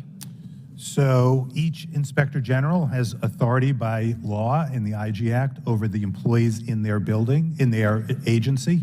We do not have authority to investigate individuals outside, and there is no Inspector General for the Executive Office of the President or the White House. Okay, I appreciate that. So let's switch over to the GAO then. Has the GAO examined whether anyone within Trump's inner circle, including family members, were involved in decisions on who should get what contracts and the $10 billion that didn't go through procurement and the pricing that was paid for all sorts of different PPE, whether that be masks or ventilators. I mean, trust me, I've read all of the stuff, but I just want to know, did you guys specifically look at any of that? No, we did not. Okay. So what if I proffered for you that when states could not get this PPE out of FEMA or out of HHS, that we had to call the White House to get this stuff released directly from his inner circle? What if I proffered for you? Would that sound like normal procurement process during an emergency? Probably not. Right. So, you know, one of the questions that I think we should focus on, Mr. Chairman, in this hearing is that COVID was not a 2-year event. It was a 3-year event. And I am more than happy to join with the majority and look at the fraud and abuse that went on in the last 2 years in COVID-related programs. But I think it's only fair for us to also look at the beginning of the disaster and the amount of government waste that existed by the federal government sole sourcing contracts and negotiating pricing within the White House, subverting the process from federal agencies. Because not only did that drive up cost and waste, that filtered down to the other 50 states. Because if the federal government was paying more money and I wanted to buy those supplies, I had to pay more money. So it isn't just the $18 billion that was spent here, it's the money now that FEMA has to reimburse those states for goods that were too expensive because the federal government drove up those prices. I yield back. Chair recognizes Ms. Luna for 5 minutes. New at this. I just want to thank the chairman and all of the witnesses for participating. I know it's been a long day, so I'll try to keep this short. COVID improper payments continue to be an area of concern that in the federal government due to lack of oversight from the Biden administration. As Representative Boebert had stated, estimates range as high as $560 billion of government COVID spending was subject to fraud, waste, and abuse. That's our hard-earned taxpayer dollars that could have been used to feed families, heat homes, and fill up the pump during the Biden-caused inflation crisis. President Biden continued to approve COVID spending with no guardrails in place to make sure that the money was going where it was intended to go.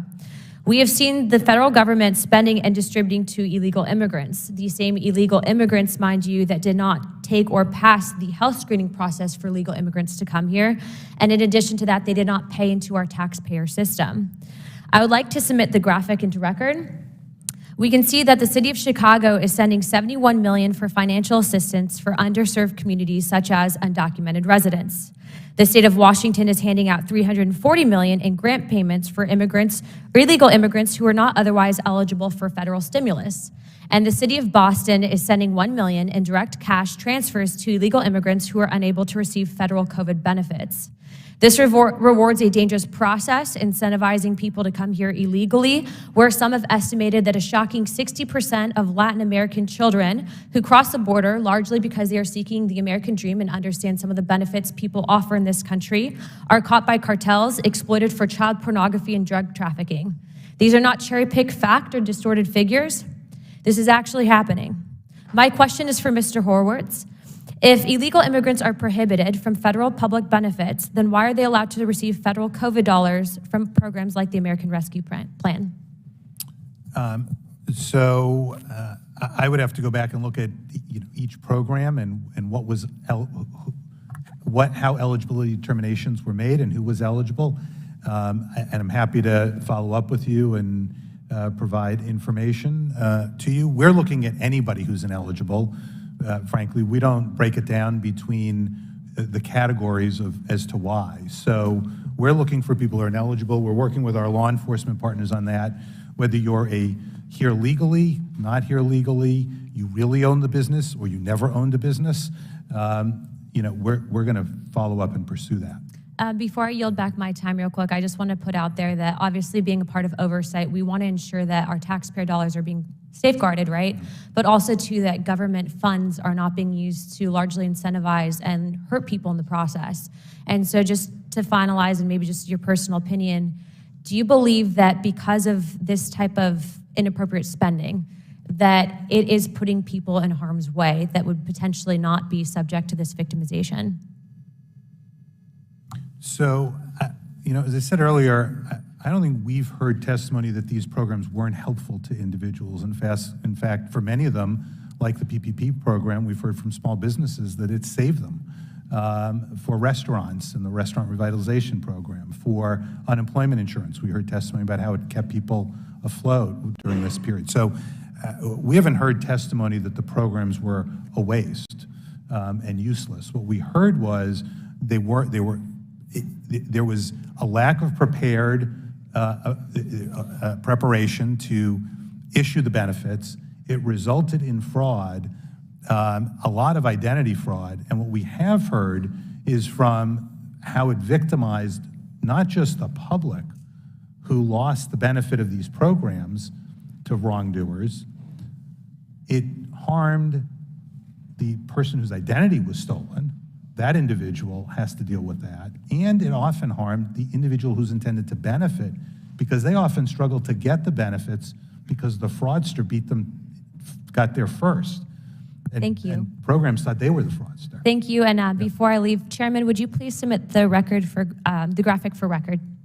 Thank you. Without objection. And thank you for your questions. Just a note, they just called floor votes.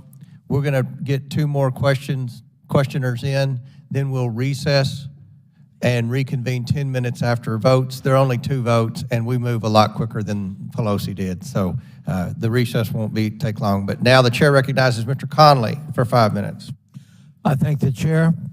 And welcome, Mr. Dodaro, Mr. Horowitz. Welcome back. Ms. Smith, welcome to the committee.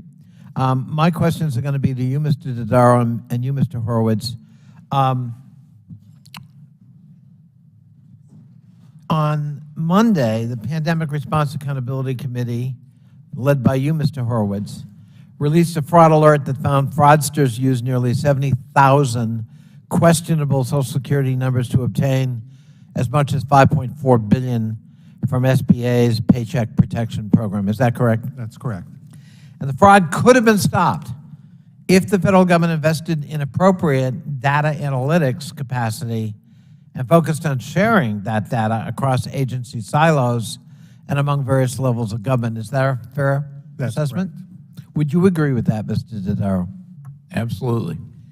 So, based on previous conversations we've had about improper payments and trying to curb that, which this committee's been talking about for a long time, and has been a high-risk category for GAO for a long time as well, I introduced the Stop Fraud Act that, in fact, would, by statute, do just that. It would have used data analytics and would have propagated data analytics information sharing across federal agencies, a desirable goal that could very well have curbed or prevented the fraud we're concerned about. And the bill would also create a center of excellence to look at best practices and to try to assist other agencies in achieving those goals. Unfortunately, not a single Republican co-sponsored that bill. Today's hearing concern notwithstanding. So I would invite the chairman,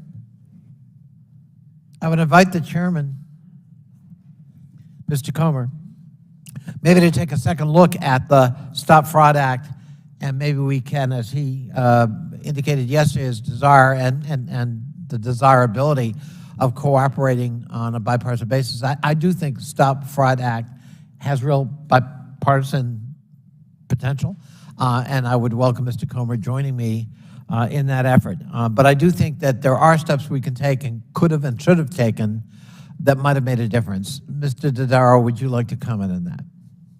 I have, since 2015, recommended the permanent creation of a data analytics capacity to support the IG community. It's had its proven value, and was very disappointed that the Treasury Department did not pick up that option that Congress gave them to take over the Recovery Operations Center, existing capacity. And I was also disappointed that Congress didn't act on my recommendation back in 2015. Right. But better late than never. And so I hope that Congress does pass that. I think it will have tremendous proven value and return many more dollars than the investment. But it has to be made permanent so it's ready to go at any time. Yeah, absolutely. Mr. Horowitz, would you like to comment on that? Yes, I just say ditto at some level, but I'd remind, as you know, and remind Congress, the ROC was created with tens of millions of dollars in taxpayer money. It was very effective. It went away in 2015. We had to start from scratch in 2021 with a new appropriation from Congress and more money. We would have had we not only wouldn't have had to do that, but I bet we would have found some wrongdoing, fraud, and other recoveries in that intervening 5 years between the two disasters, because there were other disaster relief programs. And I guess the final point I'd pick up on, and you testified to this earlier, Mr. Dodaro, it's the culture too. What's rewarded? You know, what's rewarded is pushing money out the door and funding programs and having metrics that show how many people you've helped and reached, all worthwhile goals. But what's not really rewarded comparably is, and I saved $4 billion. I avoided fraud. I took measures to make sure it couldn't happen. And we have to change that culture. And I'm hoping this piece of legislation is a big step in that direction. But I think your point is very well taken. Yeah. And I yield back. Yeah, and actually the other culture that has to be corrected, if I may, Mr. Chairman, is to make it clear to agencies, management of the programs, that prevention of fraud is their responsibility. It's not just the auditors coming in later, the investigators, the Secret Service, whoever, because unless it's prevented up front, it's not really going to be totally successful. We'll always need to have investigations afterwards, but unless that culture shifts to the agency management and Congress holds them accountable, you're not going to really be as successful as we all want to be. Thank you. And before we yield back, I'd like to comment. We're going to hold these agencies accountable. That day starts today. I ask unanimous consent to enter into the record a letter from the Inspector General of the Social Security Administration dated January 31st, 2023. This letter described various activities that that office has undertaken with respect to COVID fraud, notably in relation to the misuse of Social Security numbers, which is an issue at the heart of what you all have discussed today in many COVID fraud schemes. This letter also points out that the Social Security IG has never dedicated funds for oversight. He's never received dedicated funds for oversight.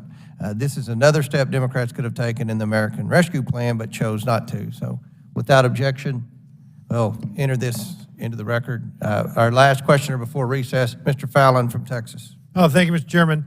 Mr. Horowitz, we're hearing a lot of testimony, and would it be fair to say that we're talking about billions of dollars in fraud?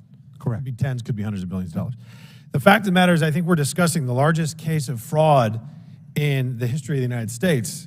And frankly, this might be the largest case of fraud in human history, as we've known about these extremes since early 2021. And it's absolutely an embarrassment to this institution, to the executive branch, to all the federal agencies involved. The United States government has been swindled by not only our own people, but criminals in Russia, in China, Romania, and Nigeria, to name a few. It's estimated that 40% of pandemic unemployment assistance funds, about $400 billion in taxpayer money, went to criminal organizations and authoritarian regimes like Russia and China. Just to put this into perspective, according to the World Bank, there are 194 recognized countries on Earth, and 171 of them don't even have annual GDPs that rise to that level of $560 billion. To add insult to injury, Democrats did not hold not one full committee hearing and oversight last Congress on COVID-19 fraud, which begs the question, what is this committee even for? Quite frankly, it's for a hearing just like this, when a potential amount of $500 billion has been stolen. And what did the Democrats do instead of investigating rampant COVID fraud? They used the reconciliation process to ram through $1.9 trillion of spending in the form of the American Rescue Plan Act that continued to fund broken programs we knew were systemically fraudulent. So I ask again, what did the Democrats do for 2 years in oversight? Instead of investigating the largest fraud in history, well, they held hearings on the dangers of flea and tick collars for pets, whether or not the Postal Service could handle packages during the holidays, the developments in state cannabis laws, and potential bipartisan reefer reform. They made villains out of CEOs of the critical and essential American energy sector, who are the most effective and most efficient in the world at extracting natural resources. In fact, they help guarantee our national security.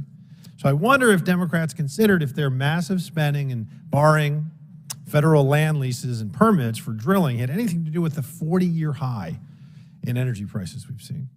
They held hearings on protecting the free speech of environmentalist activists and others that agree with them, while at the same time celebrating censorship of those who didn't share their views. And get this, they hosted 2 depositions, 1 roundtable, and 1 full committee hearing on the Washington Redskins, or Commanders, whatever they're called nowadays. And why? Because somebody had a bee in their bonnet about Daniel Snyder. We had hearings to tell us, believe it or not, that pollution is racist. The weather, racist. Climate change, racist. COVID-19, by definition, an indiscriminate virus, was racist. Maternal health care, you guessed it, racist. And America itself, the land of opportunity and prosperity, where millions of people come to this country every year, both legally and illegally, to live their dream. Many Democrats told us for 2 years that America is systemically and irrevocably racist, that white privilege runs amok. Fortunately, the hard data proves this leftist talking point to be categorically false. And the list of useless hearings goes on and on. Plain and simple, the last 2 years were an egregious dereliction of duty and a waste. So it is, Mr. Chairman, with tremendous delight and relish that I see this committee actually and actively tackling serious matters of import to our country and our citizens. Like, for instance, criminal transnational organized crime stealing $500 billion from the American Treasury and, by extension, the American taxpayers' very pockets. So, Mr. Chairman, thank you very much, and I yield back. Thank you, gentlemen. We are going to now, without objection, go into recess, and we'll reconvene 10 minutes after the last vote. We only have 2 votes, which won't be long. I know we have about 8 or 9 more questioners and then a second panel. So without objection, we're in recess until 10 minutes after conclusion of the last vote.